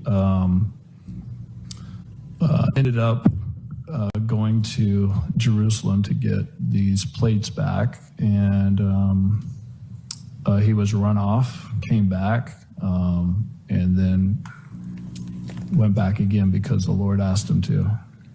And when he did, the King Laban, who was actually a wicked king, was laying on the ground drunk in front of him, and Nephi was told to kill Laban. Who was he told by? The spirit, or God.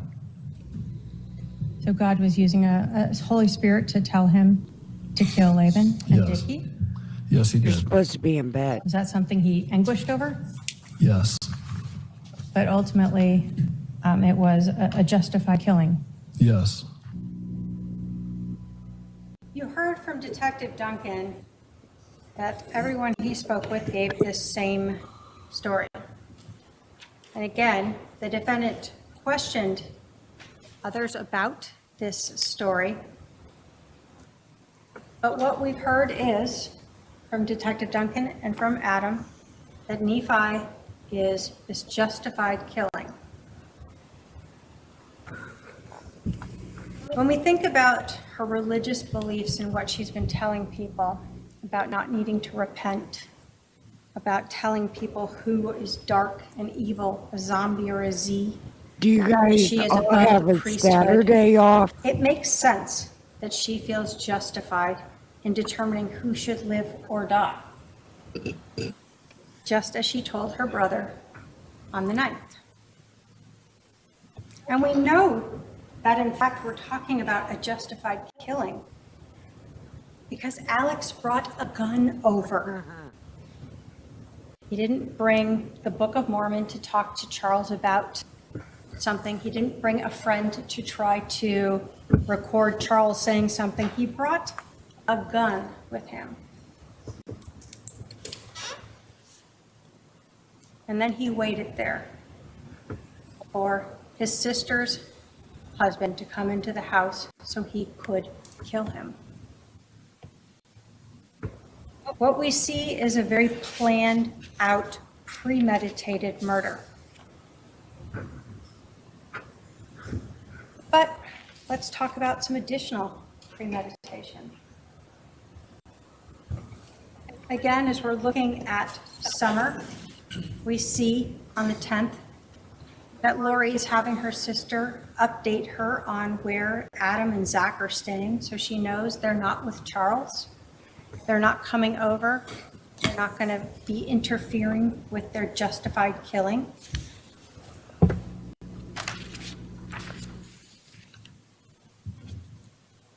And there's that 12-minute time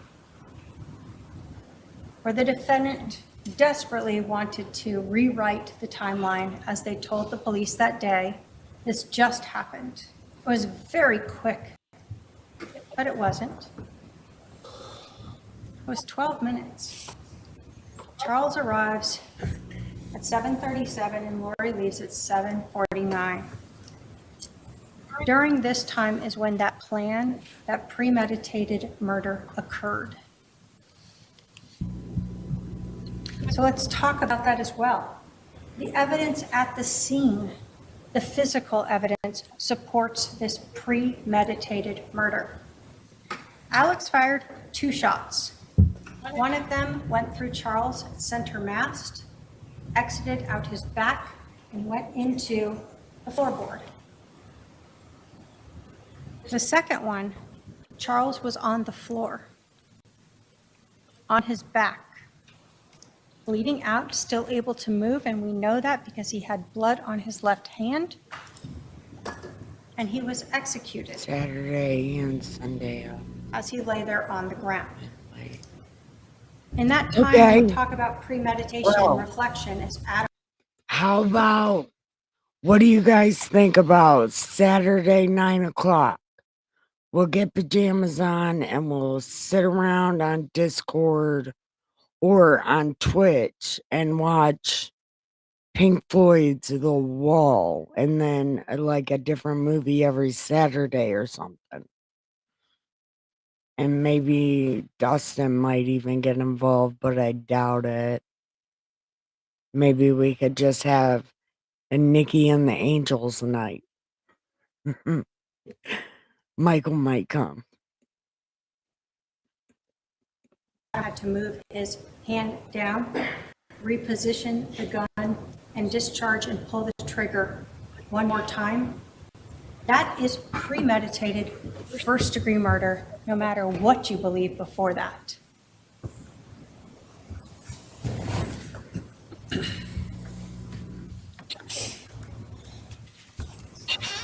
Again, when we talk about that physical evidence, I'm Eastern Standard Time. I'm in Ohio.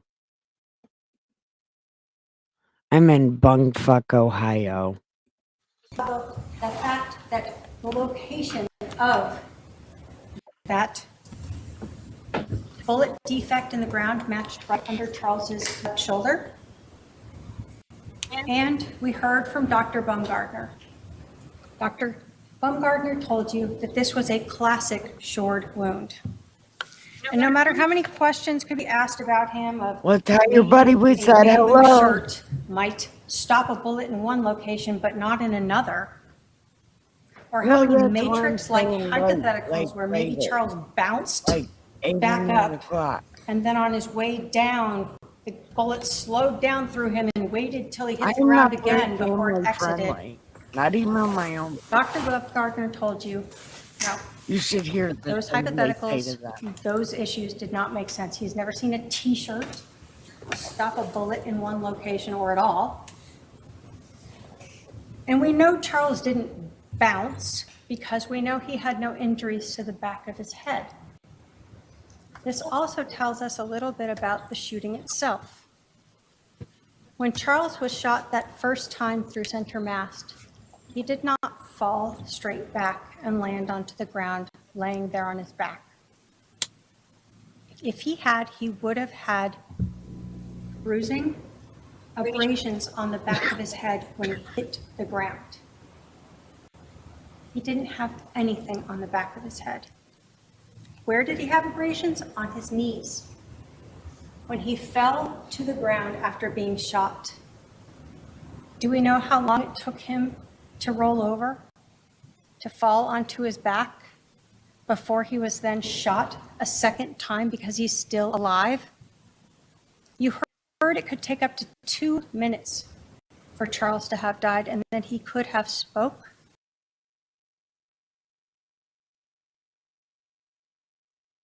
Jasmine, you're from Oklahoma too. Do you know any of the wrestler guys from out there? Look, like Gerald Briscoe.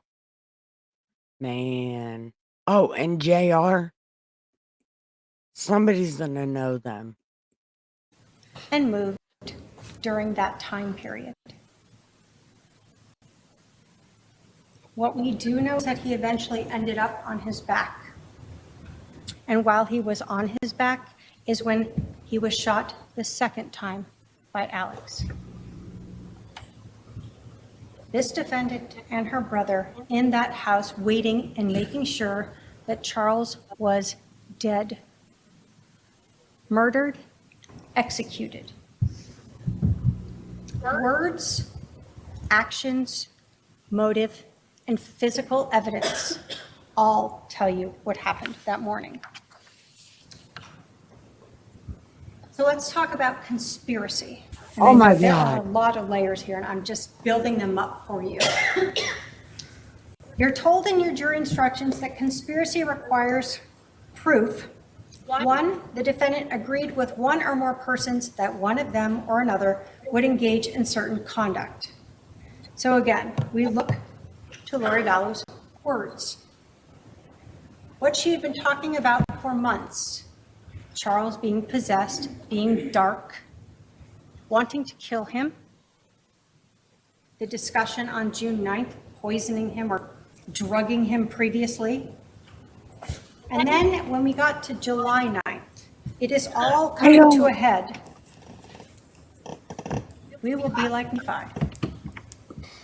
Her actions, having It's okay. Charles come to the house, We'll instead of find staying somebody in Oklahoma instead of that him knows staying it. there, So he I had him can stay away. encourage Why? Because myself. if Charles stayed at the house, you couldn't have Alex come over with a gun and be ready to shoot him, right? You got to have him come in.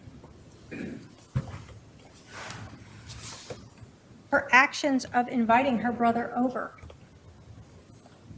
with a gun the night before so he would be there. She knew when he would show up. He texted her, "I'll be there at 7:30. Pick up JJ."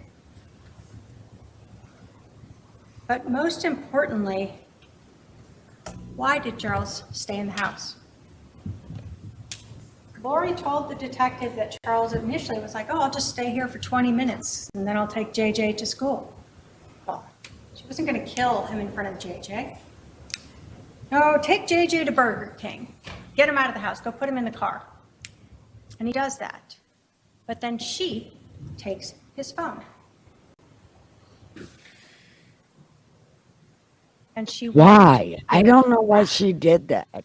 What she told the detective was, before this alleged Tylee bat, whatever thing you want to talk about there, that she had Charles's phone and was asking him about texting Adam.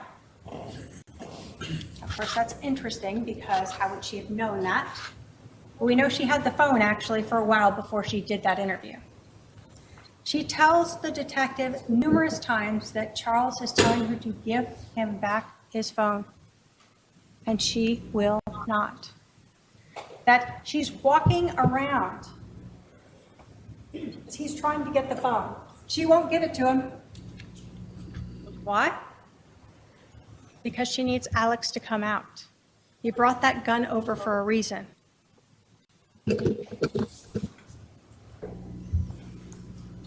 So she agreed with one or more persons, her brother, Alex, that she intended to promote or assist the commission of such conduct. Well, of course, we know both the promote. She is the one who on the 9th said, "We will be like Nephi. It's time to stop this whole thing. Charles trying to take my temple recommend, all this stuff that's going on. Time to kill him." And of course, she assists by ensuring that Charles stays in the house when she takes that phone. And of course, they knew that it would constitute first-degree murder. That's what Nephi did. Only unlike Nephi, where it was justified, here, ladies and gentlemen, this murder was not justified.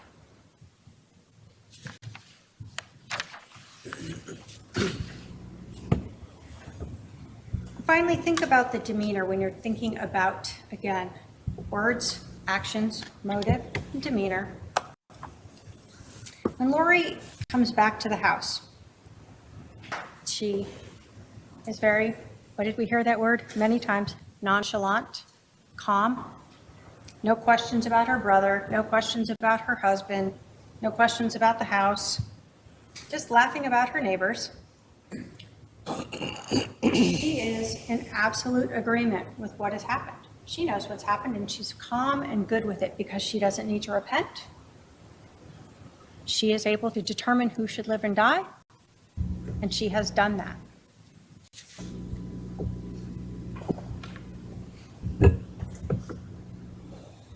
So when we talk of the scope of conspiracy, you're told that to prove a conspiracy, it is not necessary to show a formal meeting or express agreement.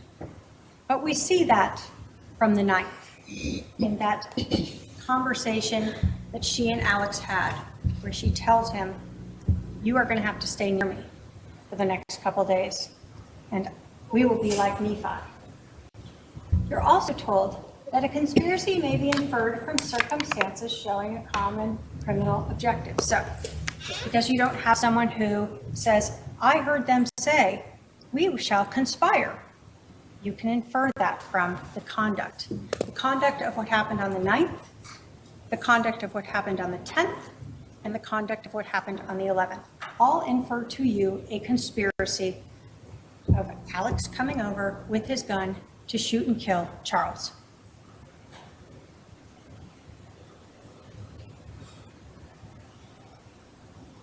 As we again look at this and this conspiracy, again, we're looking at the same words and actions. March, Charles is no longer there. There's just an evil spirit in his body. June, Charles is still possessed, and now Alex is saying he wants to kill him. Laurie is fine with this, and she says she's drugging him, or had been drugging him. And then 2 weeks before, all of a sudden, Charles knows Laurie's been having this affair. Laurie's words, actions, motive, and the physical evidence.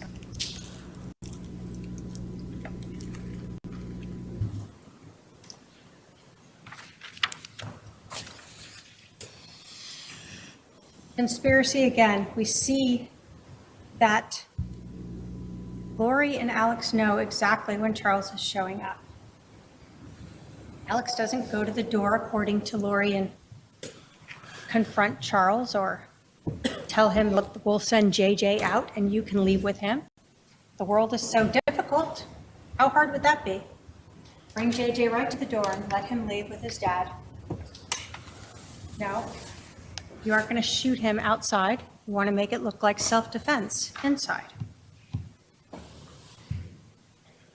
As you go through this and we think about what's going on, the defendant doesn't even care. She wants her husband killed so bad that she's willing to let her brother bring over a loaded gun in an unlocked gun case in a house with a 7-year-old autistic child. That's fine. When the defendant was questioning Detective Enclan, she was talking about how hot it was outside. JJ's out in the car. But she has no problem with an unlocked gun in the house with the kid, and she's worried about her child out in the car. She's not. We know that because she's the reason Charles doesn't go back out into the car and leave. She keeps him there in the house. She is why JJ's out in the car alone. She has to keep him there until Alex comes out and can shoot and kill him. When we talk about that premeditation, obviously we're talking about that message. We know from the 9th on, they are premeditated, they are conspiring, and it's all heading to July 11th. We look at the timing of this, and this is actions and non-actions. Charles is in the house for 12 minutes. After those 12 minutes, they wait 47 more minutes before they call 911. Why? To stage the scene. No CPR is performed. They wait for Charles to be dead, and then they talk during this time period. They talk. They could call 911, but nope, they're going to just talk. So again, you're looking at their actions, what happened and didn't happen, and the motives.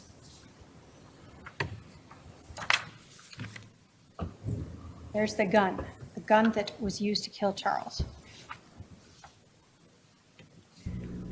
We're going to go through a couple of these exhibits, some of what Laurie said, and it's exhibits 192 and 197, where she again says that Charles came over and said he was just going to hang out at the house for like 20 minutes, take JJ to school. She, of course, tells him to go.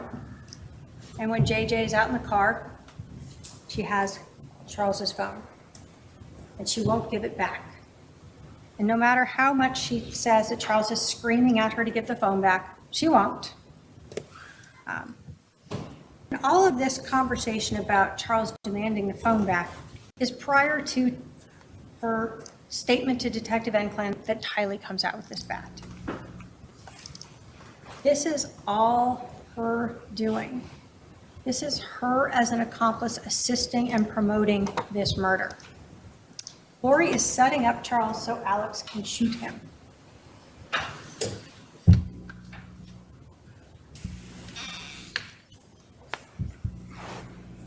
And with JJ? And So he put them in the car, Okay. in the driveway, and then he came back in, right? So I kissed JJ goodbye. He came back in, and his phone was on the counter, and I had his phone. And he was like, give me my phone, and I was like, why don't you show me your text that you've been texting, blah, blah, blah, you know, whatever. Because he's like acting really weird, like he's plotting something against me. Like, I'm like, why are you even here? Like, what did you come? She is taking a long time to say absolutely nothing. So, my question to you ladies, do you want to skip to Lori Vallow's closing, or do you want to finish hers? I mean, this is so long for no reason. Like, everybody knows what happens, and she just keeps saying it over and over and over. It's like, God, get over it. Here for, you know, he's been talking to my other Come on, Lewis Griffin. Huh. brother. My brother came into town at the same time last night, and I haven't talked to my brother in a while, my other brother, and I was like, and so he was texting him on the phone when he first got to my house, and I'm like, why are you texting Adam? Like, do you even talk to him? Like, my other brother. So when you listen to these clips and the interview of Lori Vallow, you have to put into context, this is 9:52 in the morning when this part of this interview is occurring. And she's telling the detective that she confronts Charles about texting her brother Adam. Now, she's had the 47 minutes she's been driving around, and then that time at the house when she's waiting outside to learn all of those texts and what's been going on between her brother and Adam and Charles. And so she is now mixing this into her interview. And so when you're listening to her interview, we know she's trying to work out this, what happened, how did this go? You can watch her demeanor as well. And as you're going through this, see how she's just telling it here, like, what happened, almost chuckling about it. Okay. So this morning he comes back in and... He comes back in, I haven't given his phone, he was screaming at me to give him his phone. He was very worried about whatever was on his text that he did not want me to see. And so I was just holding it there, and he was screaming at me. And I was kind of walking towards around the house with it, so he couldn't get it. He's like reaching for it and stuff like that. So again, JJ's in the car, Kylie's not out, Alex isn't out, and she is Welcome back. making sure that he doesn't leave. She's walking around the house, holding his phone, refusing to give it to him, making sure her autistic child is sitting out in the car even longer so that she can ensure that exactly what they've been planning happens, that Alex has time to come out with the gun that he brought over and shoot and kill Charles. This defendant is the only reason why Charles didn't leave with JJ. This defendant is the one who provoked Charles by taking his phone and refusing to get it back.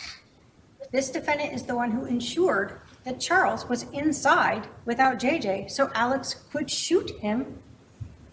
And this defendant is the person who set up Charles so that her brother Alex could shoot him. So let's talk about staging the scene.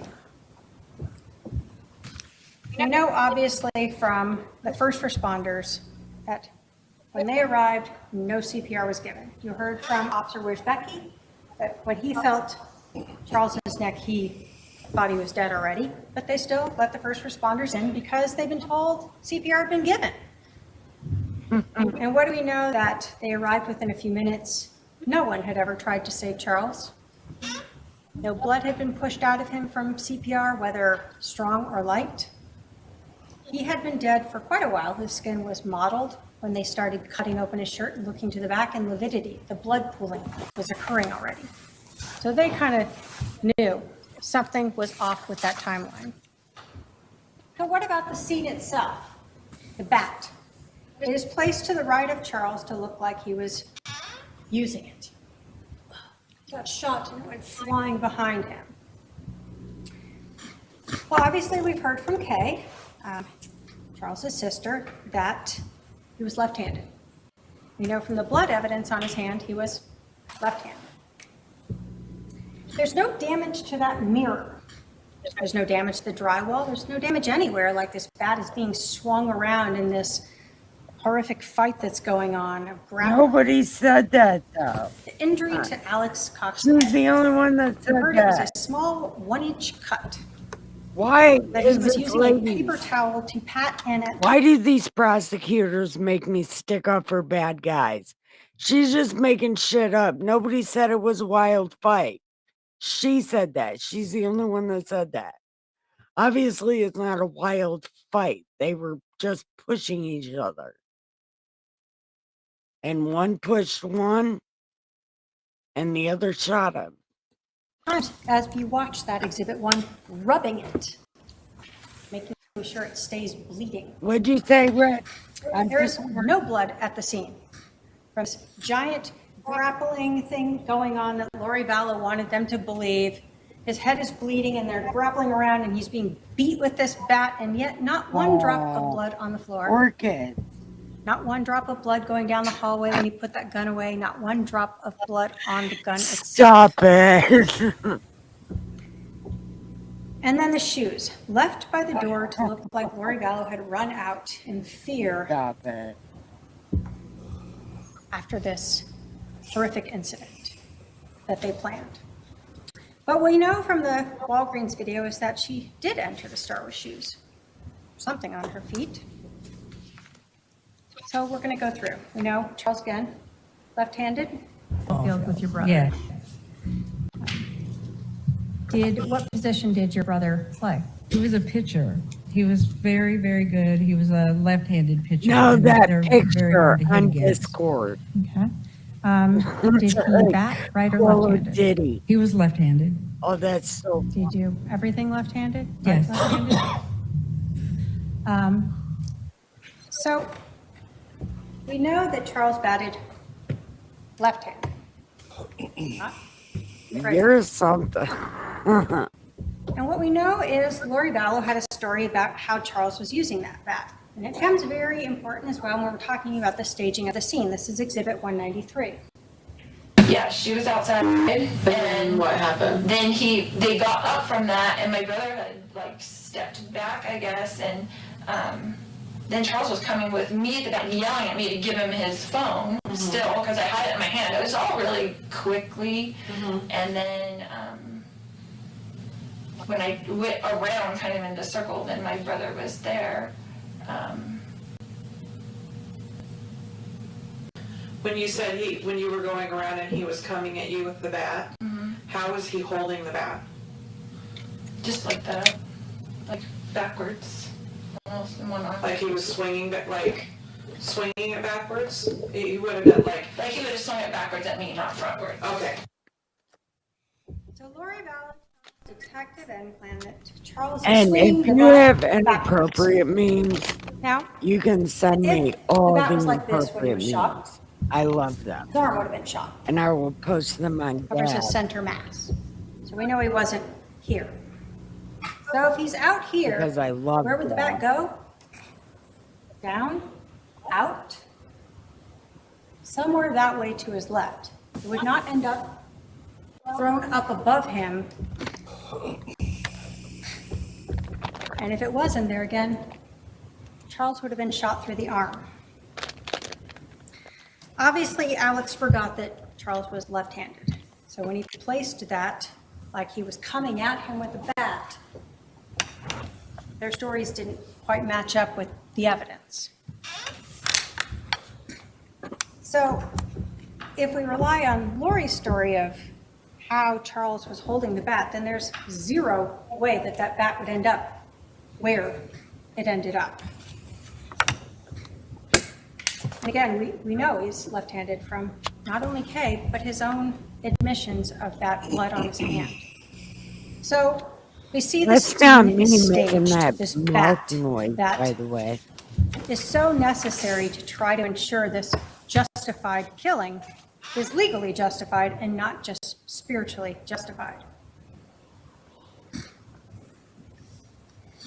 When we talk about the scene as well, and you're looking at where Charles was, at least when that second shot went through him, you can see in the photograph to the right, the shot to Charles's chest, right between his nipples, and the shot to Charles's abdomen down lower.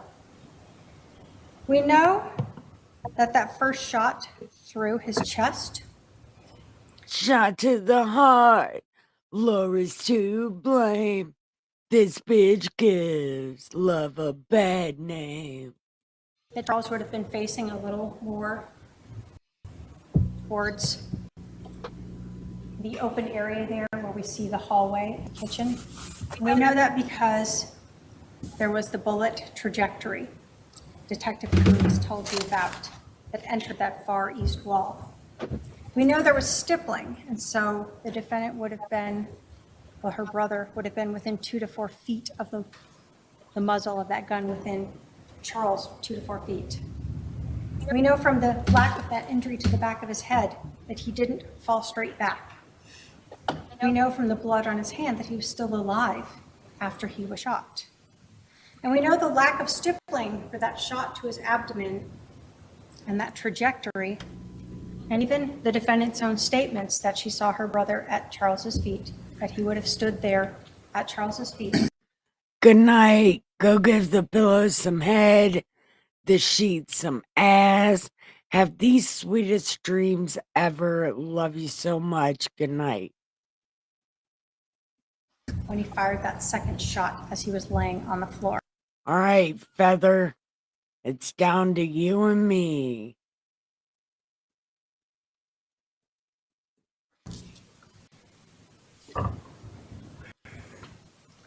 You have the bat, Exhibit 249.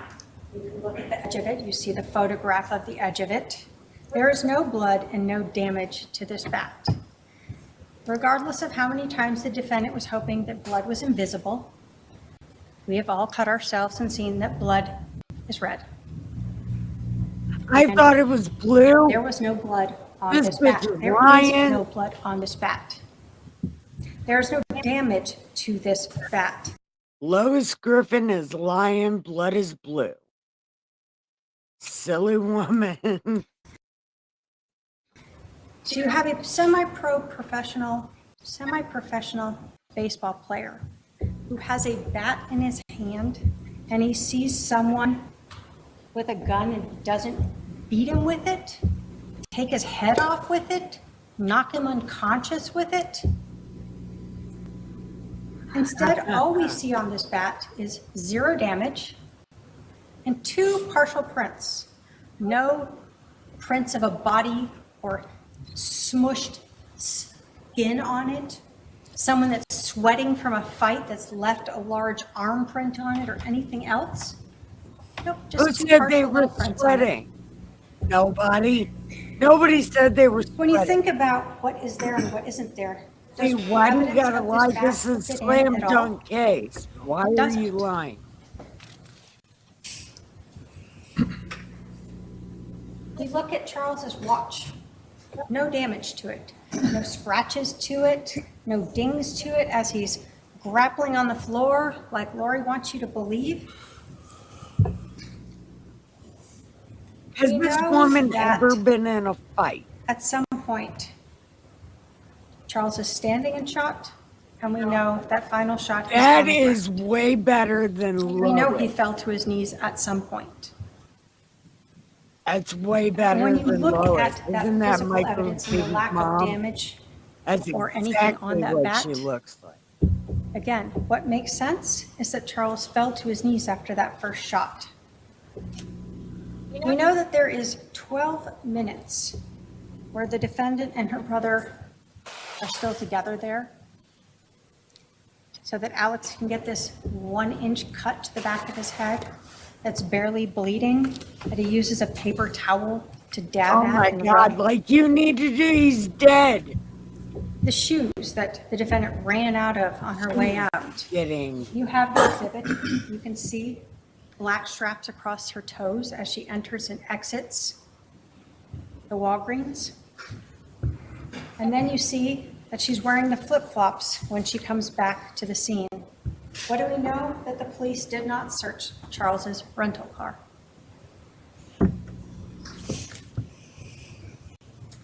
Credibility. You are given a credibility instruction and you use it for everyone, including the defense. Exactly like that chick. You're told that you really evaluate people the same way. You're looking for any inconsistencies in their stories, any reasons why they may have a motive or bias to lie, any prejudice they may have, and then you look at everything in light of reason, common sense, and experience. When you think of the testimony of the people who come here and talk to you, Christina Atwood, Serena Sharp, Nancy Jo Hancock, Adam Cox, Dr. Bumgardner, the detectives, Robin Smith Scott. Yeah, way too many sorry. cops. What benefit do these people have in being untruthful to you? They have body cameras, they have prior documents, and they have memories of what this defendant said. But the credibility of Laurie Vallow is something you do need to consider. And you start with her demeanor that day where she wasn't worried about anything. Oh my God, is this almost... Her brother has allegedly been hit in the head with a bat by her husband who plays semi-pro ball. She doesn't even worry about him. She knows he's not hurt. He's fine. And why does she know that? Because that was staged. When she's there and we see her on body cam arriving, just nonchalant and calm. And I know the defendant wanted to make sure that it was clear that everyone else was calm, but no one else had just allegedly seen their husband get shot and killed by their brother. She said she didn't see it. Why When make you're looking at the reasonableness of her testimony, you have to consider it in the light of reason, common sense, and experience. And the way that she was acting and reacting that day, as well as her own statements, do not fit the evidence. Wait, what's happening? Do not fit the physical evidence. And you'll see her credibility throughout this whole case has been questionable. Her credibility with Social Security. What did we learn? That on July 11th, she tells Detective Enclan that she and Charles are separated. It's Exhibit 187. We are not living together. Charles rented her house. We're separated. But on August 12th, when she needs to make sure she gets some money, she tells Social Security, when they ask, are you living together at the time of death? Yes. You also learned that she was not truthful with Social Security when she got remarried. She did not tell them about that either. So we know she's been untruthful to Social Security twice. Why is that relevant? Because you're judging the credibility of Laurie Vallow throughout all of this. Life insurance. We know that she said Charles was accidentally shot. We know that was not true. She wanted to make things seem like she had nothing to do with the murder. But we know that Alex Cox intentionally shot Charles. Whether or not she wants to claim it's self-defense or not, there was nothing accidental about shooting him twice. Then that second call to Banner Life Insurance, where she tells Robin Smith Scott a few different things to garner sympathy, and she asked her if she could do anything about the change in beneficiary. What was that? A squirt bottle of alcohol. If you spray a squirt bottle of alcohol around, like, squirt it a little bit, they'll go away. It dries the air. I really can't give too much information, but I can tell you that the beneficiary was changed in March of this year. Okay. I'm trying to figure out what he was doing since we have 5 kids and we've been married Hi, everyone. Welcome. I am Nikki K. the Great. Come and have a seat. There's a chair with your name on it. Press like and subscribe. 15 years. Oh, I'm sorry. So Laurie tells this woman, we have 5 kids, which Shit. if you want to count them all and admit The that 3 of them are in the house. adults, I'll be right then back. okay. Really, they have one kid in common. Tylee, you learned, was actually getting Social Security survivor benefits from her death starting in 2018. Laurie's son Colby isn't living with them. Charles' son's never lived with them. Why does she say these things? She can't help it. She just wants to just make herself seem better than she is.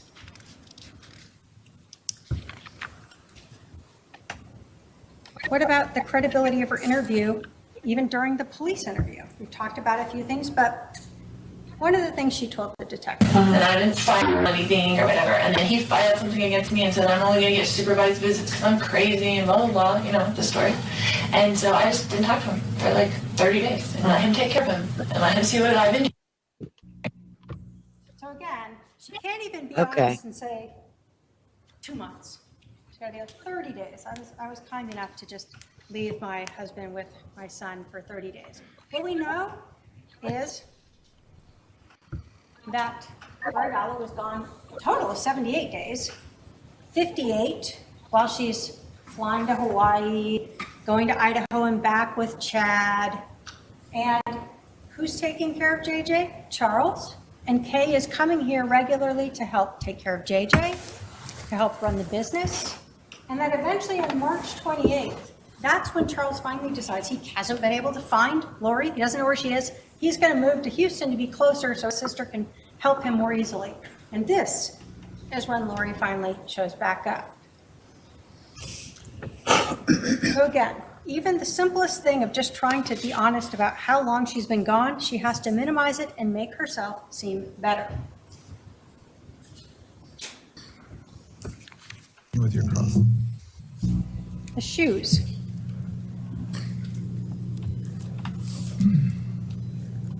Oops. If this will play. When she was questioning Detective Enclan, she was asking her if it was hot in July and if she would need shoes to go take her son to school. But of course, what we know is that we saw her with those shoes on as she went into Walgreens. So again, it's continued trying to garner sympathy and just being untruthful about whatever she feels like being untruthful about. Father, what are you doing And after then we look at the credibility and that timeline, that body cam. You know, now that you're not in Santan, this is your home? Right, Gotcha. right. Okay. We just moved in here. Gotcha. How long have you guys lived here? I'm sorry? How long have you lived here? Like 3 weeks. Oh, geez. Yeah, okay. That's why the neighbors don't know us. Gotcha. Like, hi neighbor, sorry. Are you working? So here she is, 47 minutes after leaving the house, laughing and smiling with the detective about the fact that her husband is dead inside the house. And her brother is sitting on the curb, allegedly with this very serious injury from a baseball bat. When you look at that credibility of the defendant, you have to look at everything together and what fits, again, with the physical evidence and what doesn't.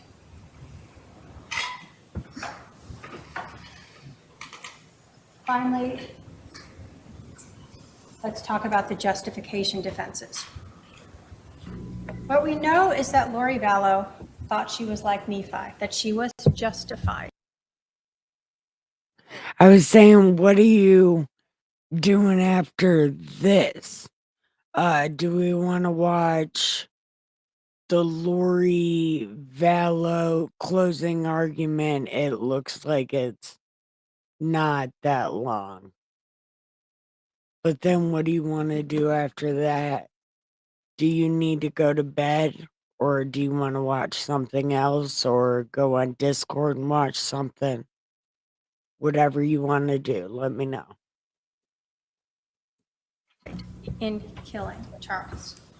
That her brother, who was supposed to be like her, was also justified in killing Charles. But Laurie Vallow is not justified under Arizona law, nor is Alex. So let's go through the different justification defenses. First thing that you have to consider for every one of these, self-defense, defense of a third person, or crime prevention, is the non-justification for use of deadly physical force. You are told if a person is not justified in using or threatening physical force or deadly physical force against another in response to verbal provocation alone. So Charles yelling and screaming at her to give his phone back does not justify you shooting him.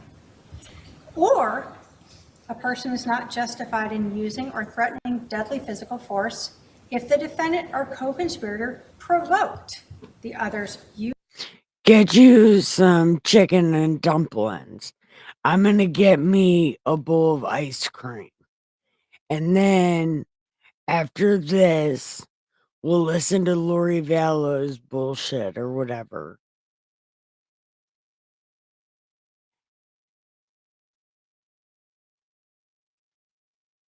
Yeah, we'll do that. We'll finish this shit. Go get you something to eat. Or attempted use of unlawful physical force. So we know here Laurie provoked Charles by taking his phone and refusing to give it back. So again, when we look at every one of these defenses, you'll see not only do they not apply, but none of them is the defendant entitled to. This is not self-defense.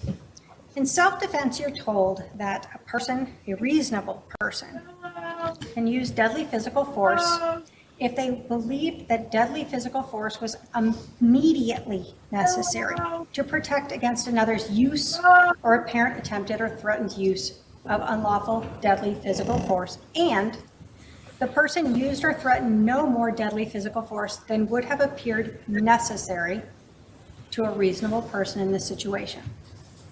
We know that Laurie Vallow used Charles's phone to get him to come back inside, and she used his phone to keep him inside and give her brother time to come out and shoot and kill Charles.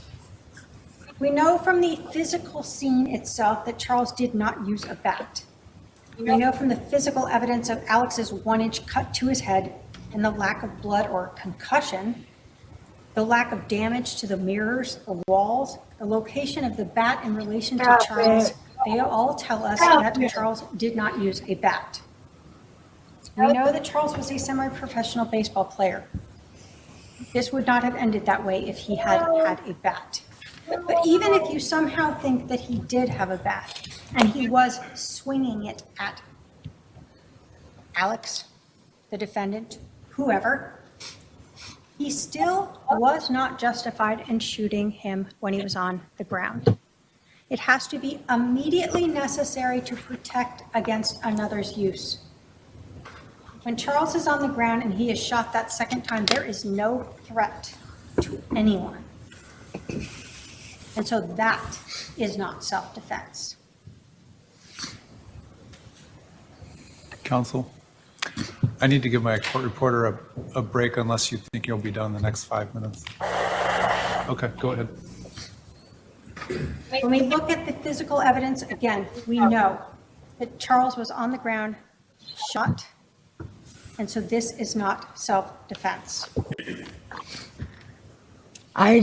know from the physical evidence at the scene, the projectile into the floorboard, thing this of ice is not cream out of my self-defense. freezer. So I'm fucking Third party. You're told that a person is justified in using or threatening deadly physical force in defense of a third person, I presume here Laurie Vallow. If a reasonable person in this situation would have believed that deadly physical force was necessary to protect against another's use, again, of unlawful deadly physical force against a third person, and They used only what was necessary for a reasonable person under the situation. What do we know? Laurie Vallow told Detective Enclan that she wasn't even in the room when she heard the shot, that she had gone around into the kitchen. Who's he protecting at that point? What third person that's no longer there is he protecting? You can't protect against a future, what might happen, or what already occurred. It has to be now. That's it. And Laurie Vallow herself I said that put herself 15 outside the minutes room ago. when her brother shot Charles. So there is no third party defense. But again, the same thing applies. Even if you thought so, that second shot removes any possibility of being justified. Crime prevention. This is the exact same thing, only in a slightly different stated way. But like self-defense, it allows a person to use deadly physical force against another to the extent a reasonable person would have believed that deadly physical force was immediately necessary to prevent Charles from committing aggravated assault against Laurie Vallow. We know she's not in the room. Even if he had that bat and had been coming at her and then she left the room, that crime is over. And again, even if you believe he had the That's bat, bullshit. She knows you it. cannot shoot him while he's on the ground. That That is not is true. what crime prevention permits you to execute a person. Finally, there's mere presence. You're told that guilt cannot be established by a defendant's mere presence at the crime scene, mere association with another person at the crime scene, or mere knowledge that a crime is being committed.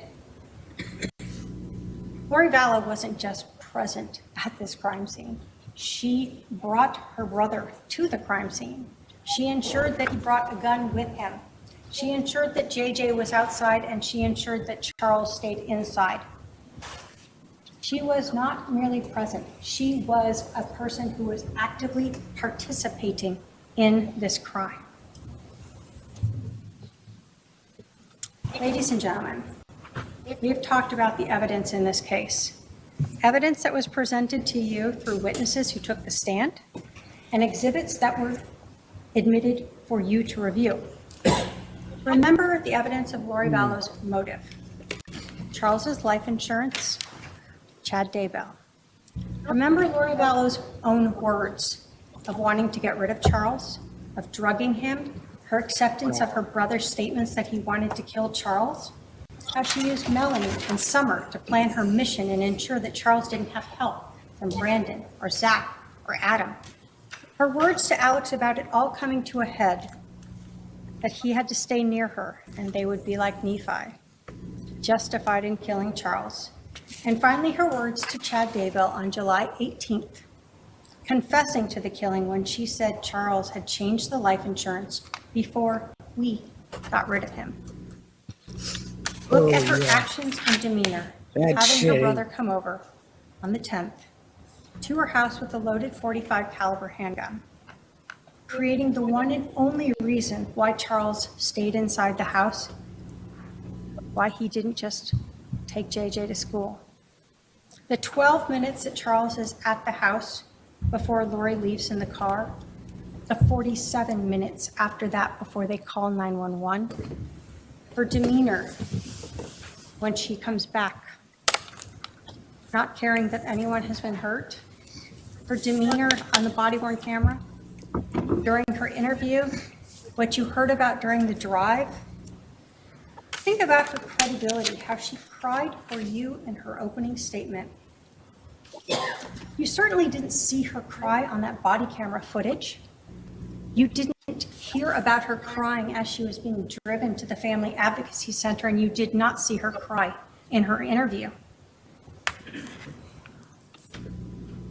Finally, think about the physical evidence that proves that Laurie and Alex staged this scene, that Charles was never in possession of that bat when he was shot by Alex or either of the shots, that instead he was executed that day for this defendant's benefit.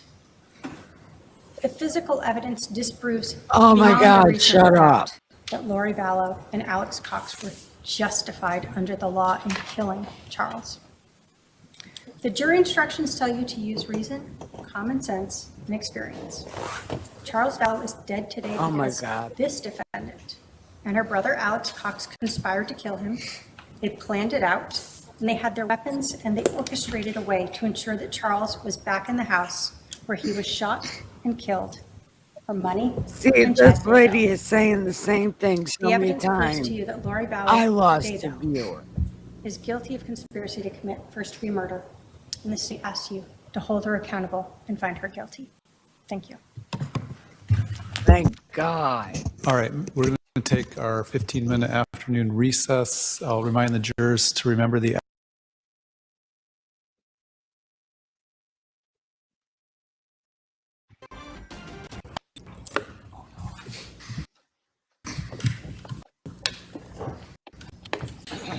defendant can proceed with her closing argument.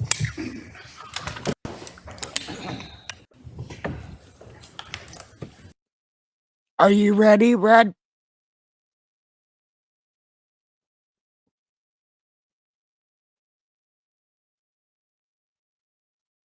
Did you get your chicken?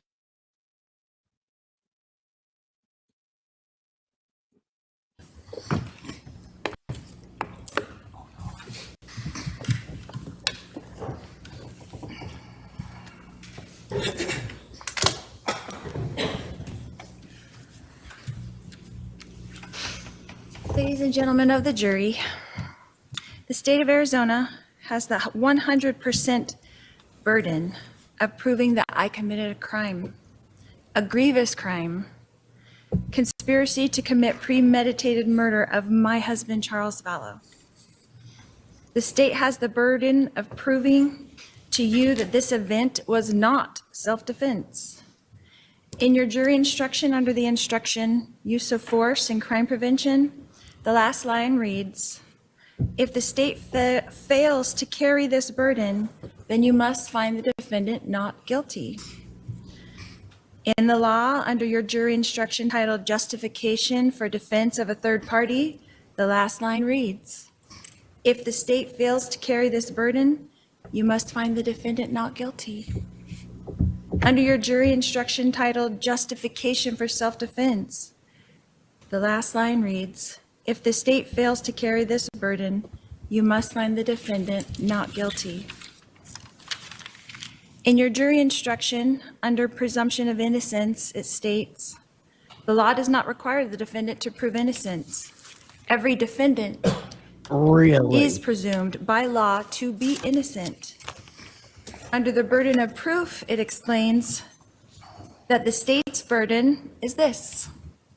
Proof beyond a reasonable doubt is proof that leaves you firmly convinced of the defendant's guilt. If, on the other hand, you think there's a real possibility that he is not guilty, you must give him the benefit of the doubt and find him not guilty. In Arizona, self-defense is defined as not being a crime. So let's look at what we've learned in this trial. We learned that a shooting occurred and that 911 was called, that law enforcement was notified. We learned that fire, EMS, and Chandler police arrived at the scene. We learned a way lot more than that. Listen, Linda. No, that's what we're not doing. You can't go lying more than the prosecutor. That's not right. We learned that my brother, Alex Cox, came out of the house with his hands up as directed by 911 and was questioned by the police in the driveway. We learned that I came up with my daughter Tylee, and we were told to wait by the car until police would speak with us. We learned from Detective Inklin on the stand that we asked for Tylee's medication from the house for her panic attacks, but it was not given to her. We learned that eventually my brother Alex was taken in a police car to the Chandler Police Department uncuffed.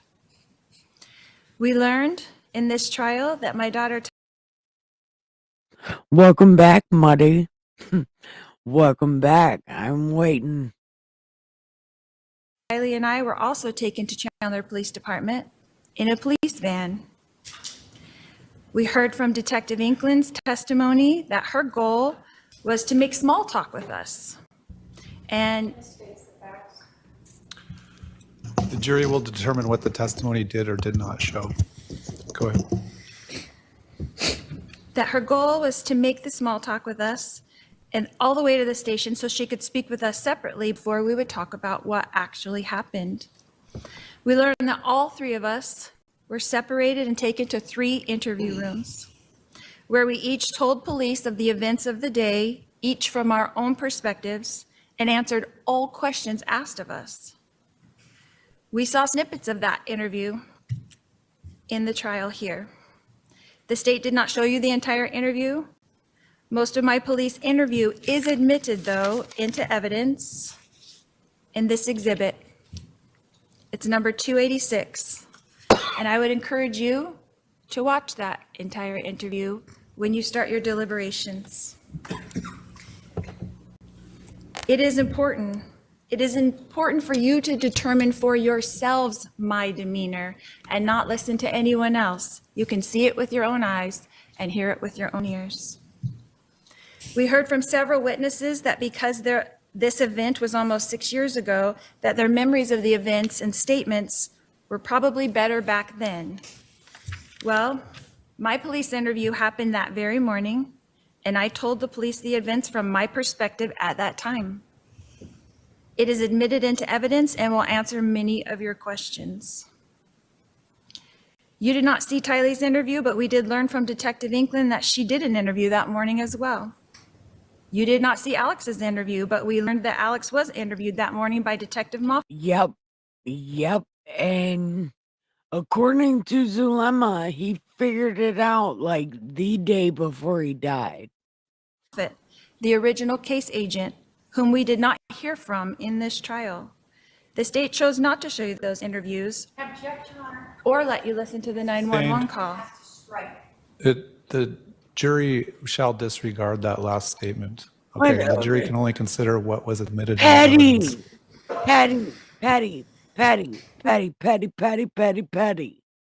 Man, this prosecutor is so fucking petty. Look, she is just like that chick from The Office. You're right. She walks around like she's on the rag all the time. She's petty as fuck. This is a slam dunk case. Why do you gotta fuck it up being petty? We learned in this trial from Officer Kautheim's testimony that Alex was injured on the back of his head with a bump, and according to his testimony, a 1-inch laceration. We did not see those pictures documenting that injury as well. We learned in this trial that we did not know, the 3 of us, that our interviews were being recorded. We learned that Alex's phone was taken by police and put into an evidence bag, according to Detective Duncan, and that no digital copy of Alex's phone was taken by the Chandler Police Department, even though this is their normal protocol. We learned that Alex's phone was returned to him that same day with no further inquiries. We learned that after my interview and Tylee's interview that we were introduced to a victim's advocate and that gave us further instructions in another room where Tylee and I were reunited. We learned that soon after that, all 3 of us, Alex, Tylee, and myself, were taken in another van and dropped off back at our house. We learned that we were instructed at that time that we could not enter the house yet, that we were directed by law enforcement to take the rental car, since all 3 of our cars were inside the police tape. We were directed to return later in the afternoon when the scene was cleaned up. We learned in this trial that we did as directed and left the house and the rental car close to 12 p.m.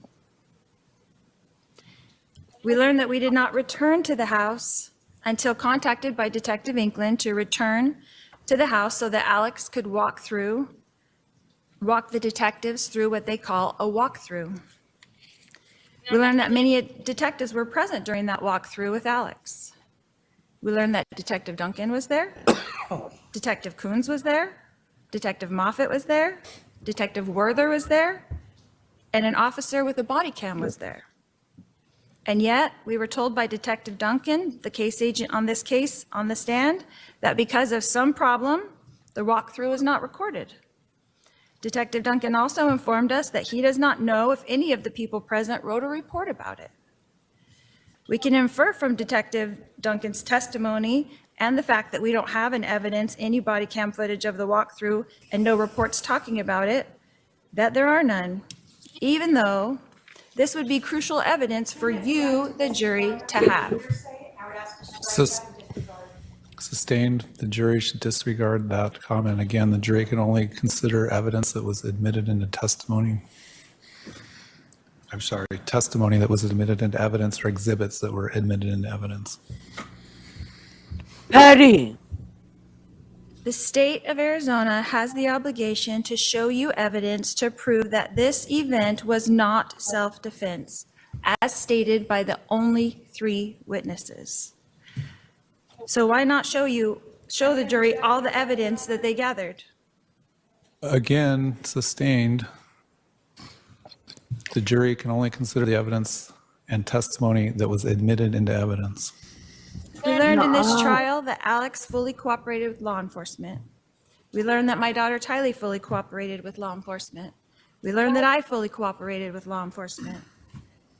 We learned that law enforcement treated all of us that day kindly and courteously on July 11th, 2019. That law enforcement treated us that day like this was self-defense.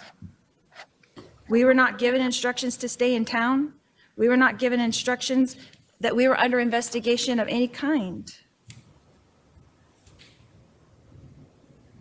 On July 11th, 2019, we were interviewed by Chandler Police and released with no further instructions. We learned that Chandler Police put out a press release that day on July 11th. I'll sustain that objection to the extent the jury is to determine what the facts did or did not establish.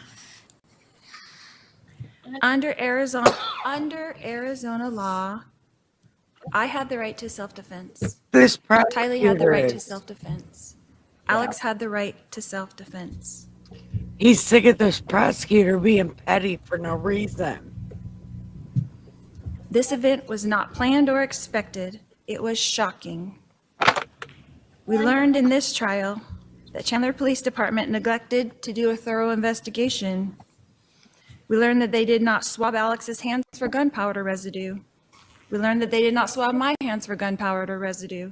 We learned that they did not swab Tylee's hands for gunpowder residue. We learned that they did not luminol the gun. We learned that they did not luminol the bat. They did not test the DNA on the bat that they collected. They did not test the floorboard. They did not test the projectile. They did not test my husband's shirt. They did not search the rental car. They did not search any of our 3 cars that were there at the scene. They did not test the gun until over 5 years later. The Chandler Police Department did treat this event just like it was, self-defense, and a tragic family event. Yep. We learned in this trial that Charles and I were obviously having marital problems. And that Regardless is true, of what was Heather. happening in our marriage at the time, on July 11th, this was self-defense. When That's true, Feather. Tylee came out with the bat to protect me, her mother, Charles did not have to take the bat from Tylee and start swinging. At 62 years old, Charles had a choice that day and could have put the bat down. A 2-minute period changed our lives forever. How are you supposed to choose between 3 people you love? Your husband, your daughter, your brother? All right, hold on. All right, I'll caution the defendant not to testify about things that were not entered into evidence.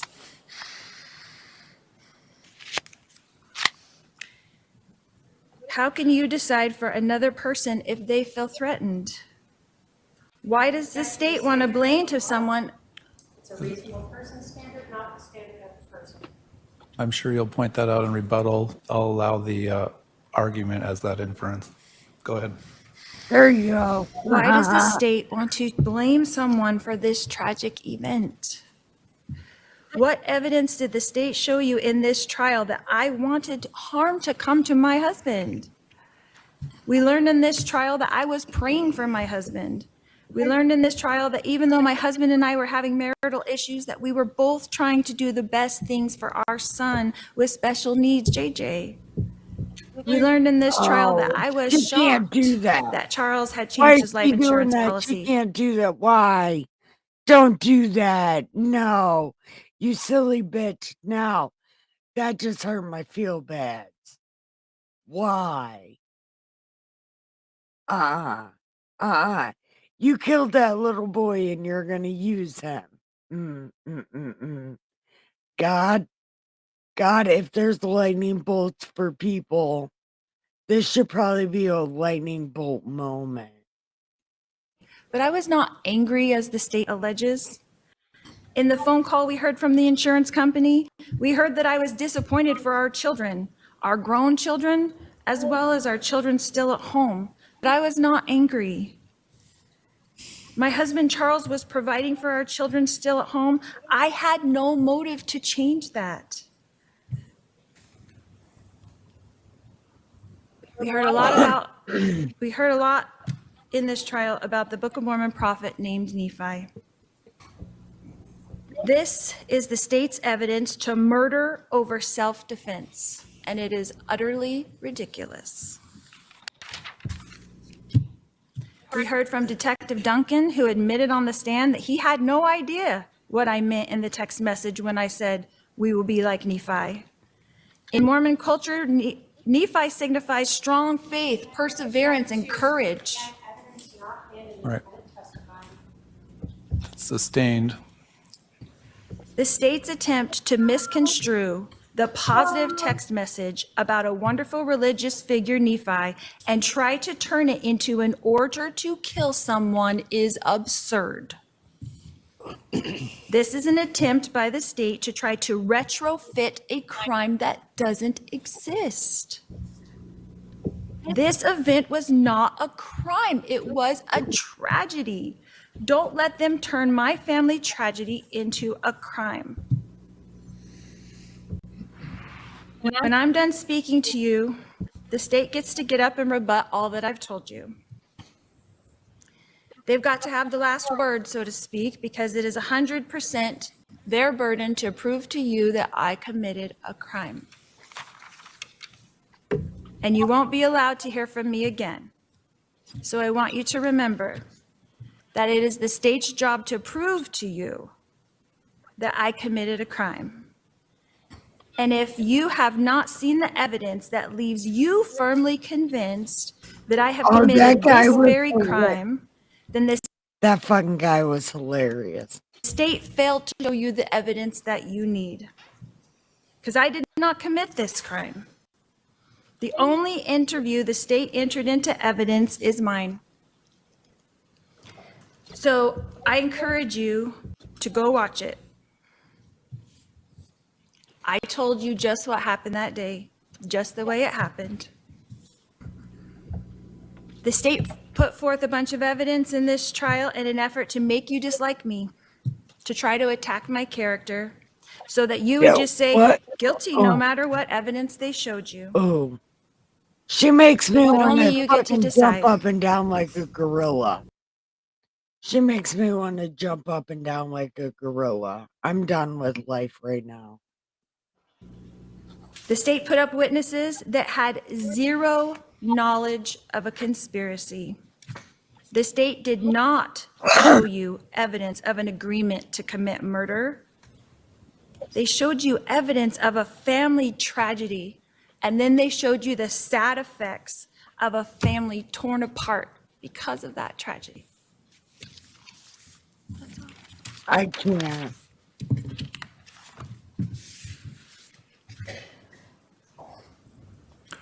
All right, the state does have the burden, so they have the right to open and close the argument. Do you want to give a rebuttal close? Go ahead. Okay, is this more of the same shit? The execution of Charles Vallow is not a family tragedy. Nikki Smith. There is nothing Yes. that you can say about shooting a man as he lay on the ground that you can But try you to know what's construe even in better any than way. Nikki Smash? Jesus Smash, because you know it's always like, man, this is Jesus smashing bullshit. Like her repeating the same shit. Jesus smashing bullshit. To make that a family tragedy. This case is about the defendant, not Alex Cox. Alex is involved in it because that is her co-conspirator.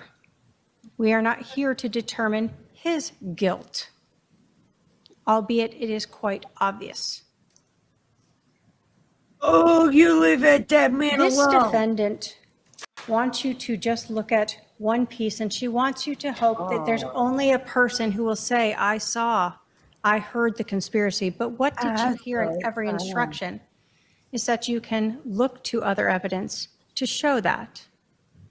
This defendant wants you to forget about her words and pretend that when she told her lover, her soon-to-be husband, we got rid of him. Her own personal Peter Griffin. That he changed the life because he really does look like Peter. Insurance before we got rid of him. That somehow means what? That they killed him. And he changed his life insurance before they killed him. What does that tell you? That tells you motive, and that tells you who did it. This defendant is one of those because she's writing it. Oh. She wants you to pretend that when she is talking about Charles for months, acquiescing and agreeing to her brother killing him, having people tell her that it's wrong, having people know that they're planning for something. Yeah, see, that part's fucked up. Those words don't mean exactly what they are. We got rid of him. This defendant. The state, of course, has the burden. And that's how it should be. But every one of those justification defenses falls short when you look at the conspiracy itself. When they got rid of him, they did it by planning it. There is no reason that Alex Cox came over to this defendant's house with a loaded gun and waited for Charles to come inside, held there by this defendant using the cell phone. That is conspiracy. That is planning. That is premeditated. You can absolutely watch that whole video. That's why the state included that for you. What you're going to see is that Laurie Vallow doesn't cry. She is not truthful, as we've gone through. Her timeline is absolutely wrong. She tells the detectives it's quick. It wasn't wrong when they were gonna let her get away with it. They were gonna let her get away with it. They literally did no work because she was a white woman in a gated community. And I'm willing to bet even if she was a black woman in a gated community, they wouldn't have thought twice about it because that shit just happens in those kind of places. That's my piece. is 12 minutes. She wants you to believe that the police could understand all of this that day. But what did you hear? Is that all the police could tell initially was that the timeline was off. And then they started learning that the physical evidence seemed to be showing that Charles was executed on the floor, but they needed to see if the medical examiner agreed with them 2 days later.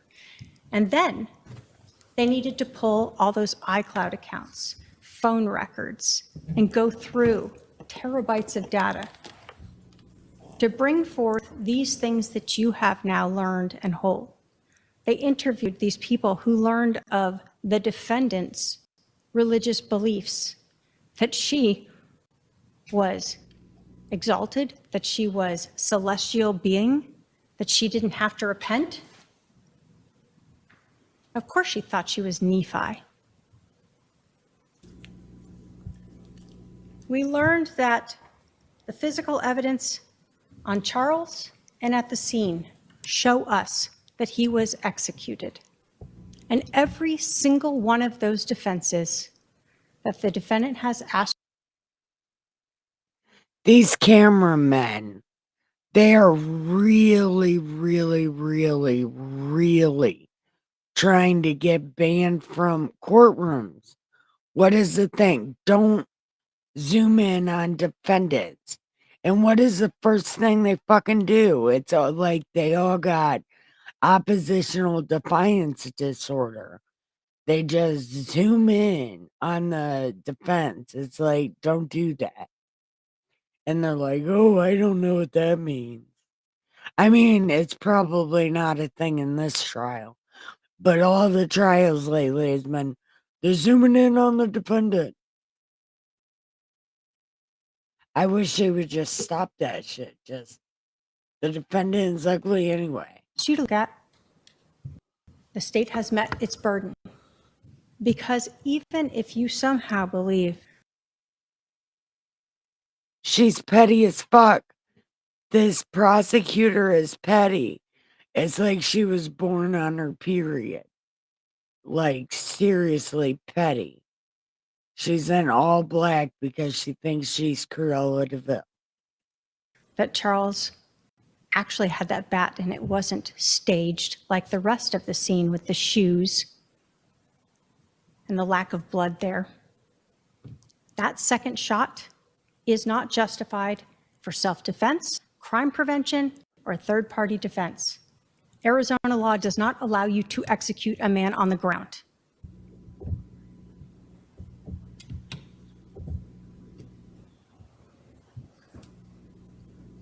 The defendant wants you to believe she was shocked and surprised by this, and yet she goes wandering around, goes to Burger King, Walgreens, drops off her kid, comes back and jokes about her neighbors. Not one action of a person shocked, surprised. She wants you to feel bad for her daughter, Tylee. You saw her there. Oh my God, please shut up. You heard from the detectives. She's also not shocked, crying, upset, worried. And you saw Alex. Same demeanor. Why? They've had 47 minutes to work it all out. You've had 47 minutes Charles's to say phone, that. figure out. You've had 47 minutes to say the same thing. Shut up. Don't talk about time, lady. Oh my God. What they're going to say. They've talked on the phone twice in this time period. This case relies upon all of the investigation that the police did. That day, when they knew that timeline was wrong, that day when they started to understand that the physical evidence at the scene was staged and wrong and didn't match what the defendant was saying, and then all of the evidence after that, culminating when this defendant told the man that she married later that she was having an affair with, as many times as she wants to say Charles was my husband.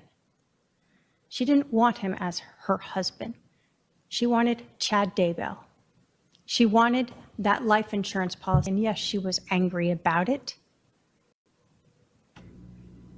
And she said, we got rid of him. That is her confession to you. That is why she is guilty of conspiracy to commit first-degree murder. I think the whole. Well, actually, no. Never mind. Delete that thought. Thank you. All right. Okay. Thank God she shut up. Okay. Stop sharing. Okay. So, what do we think about that?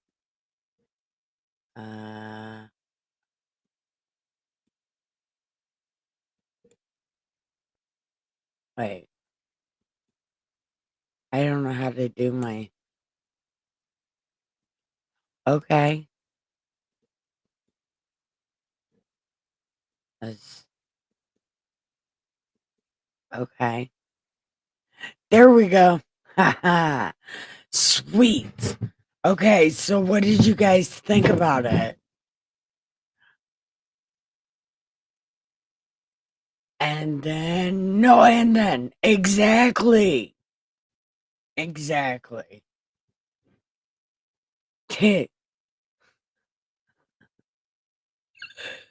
Ah, look, that shit was crazy. Feather, you, wanted to watch the Sarah Boone thing, right? The jury will deliberate for 144 minutes. That's very specific. That's very specific. I'm gonna say 1 minute and 145 minutes. 145.1. So it's like The Price is Right. No, she ain't getting off, but I don't know why the prosecutor had to be that petty. She was being real petty for no reason. Like, objecting during the opening and the closing is like, okay, shut up. And it's like the lady objected right when Laurie Vallow was making like a valid point. It's like, okay, you can just not object. It's not really going to matter. But okay.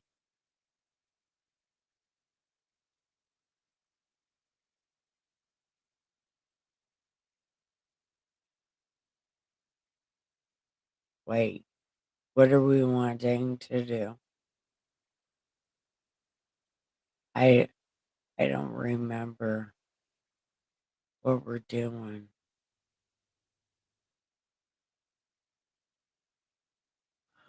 Hey, did you know that that's not even white people? The 144,000 are literally people from Jerusalem. And Jerusalem is not in America. It's literally Jerusalem because that's God's place. And white people are retarded for thinking they're special because they're not. We're God's adopted children. We don't win except for sometimes when he's really mad at those people, which is right now. So we're going to win. So don't be too worried about it because God's going to save us. He always does.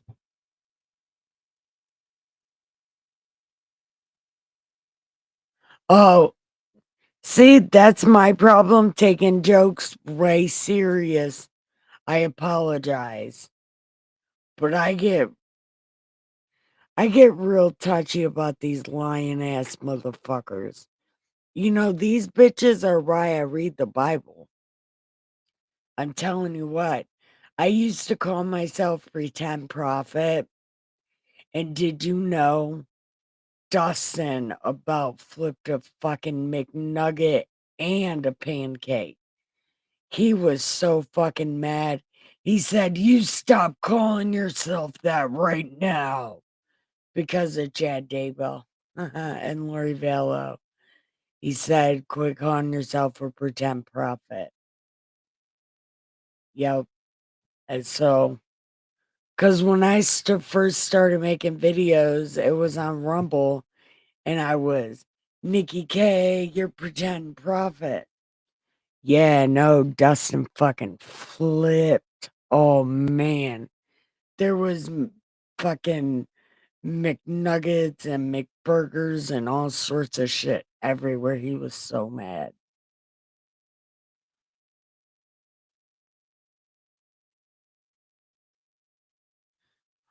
Oh, yeah, no, Laurie was serious. But that prosecutor, I understand she wanted to do her job, but she didn't need to look like that going against somebody like Lori Vallow. Because first off, nobody ain't letting her go. So, did you really need to go that hard?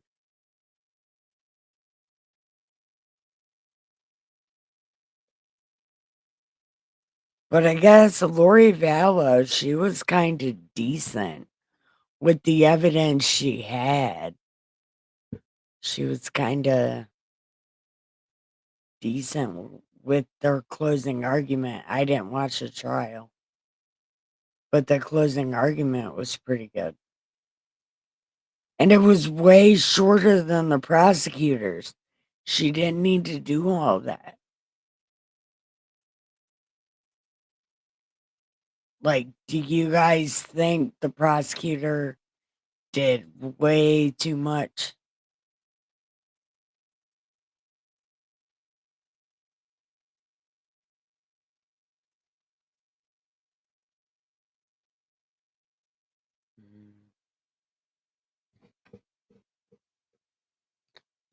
What if we go over here and we look? Oh.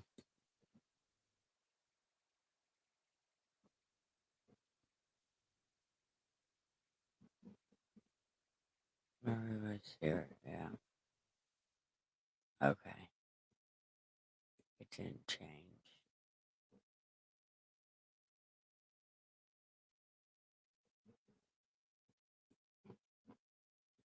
Oh, there is something. She was a little wounded. Yes. For no reason. Like, you did not need to go.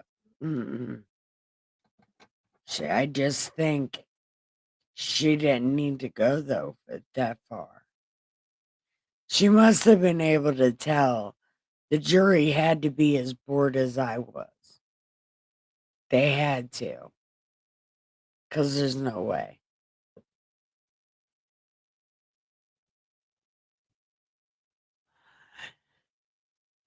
That is true. She did want to look like, and it's on camera and everybody's watching it. So I'm sure she wanted to look super professional, especially to the people that would make her judge. Duh, she's thinking of the future. Smart lady.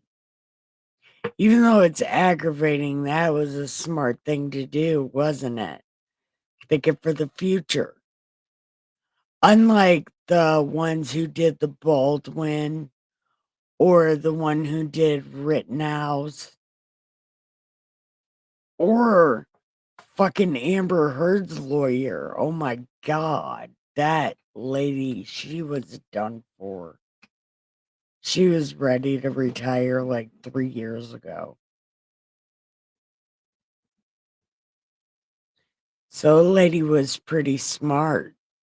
Like Judge Doro from the Darrell Brooks thing. She's going for Supreme Court. And she was going for Supreme Court and did fucking an amazing job on that trial with the toddler.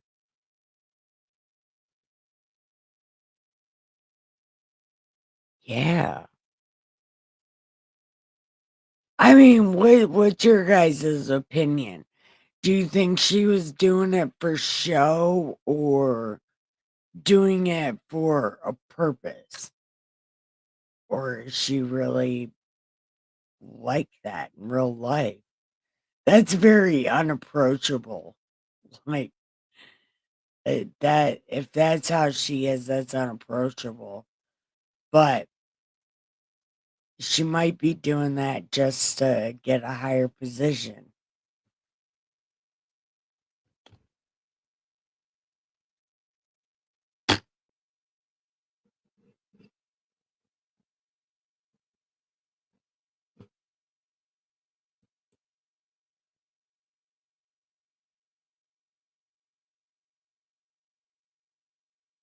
Oh.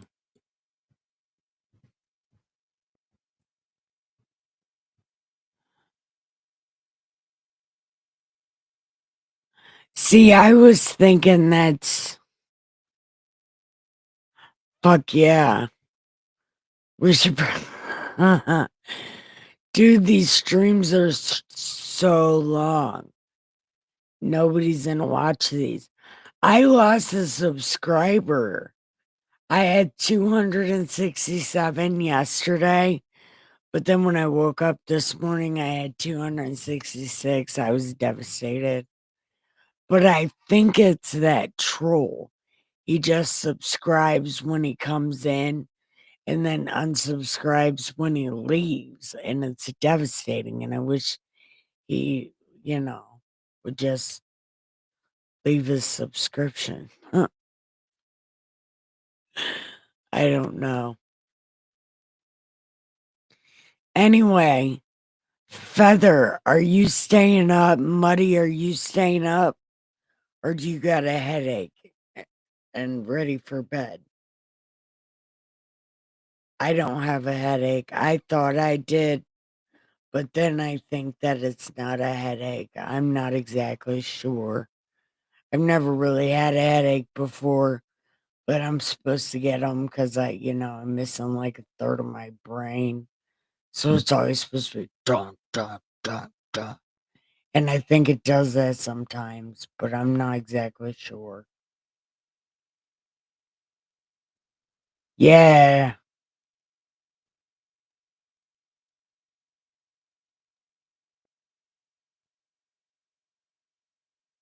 Do we got a troll? Oh. Okay. Okay, guys. Okay. So everybody's going to bed. Okay, I should probably go to bed too. I'm gonna get in trouble for being awake so late. Anyway. Alright.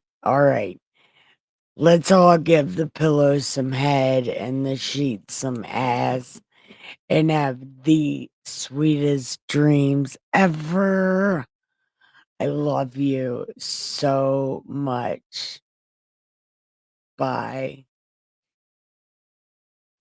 Oh, good night. Do I really gotta call you by your name? Good night, Miss Muddy. Good night, Feather. I love you guys so much. You really are the best mods ever. Thank you. I love you so much.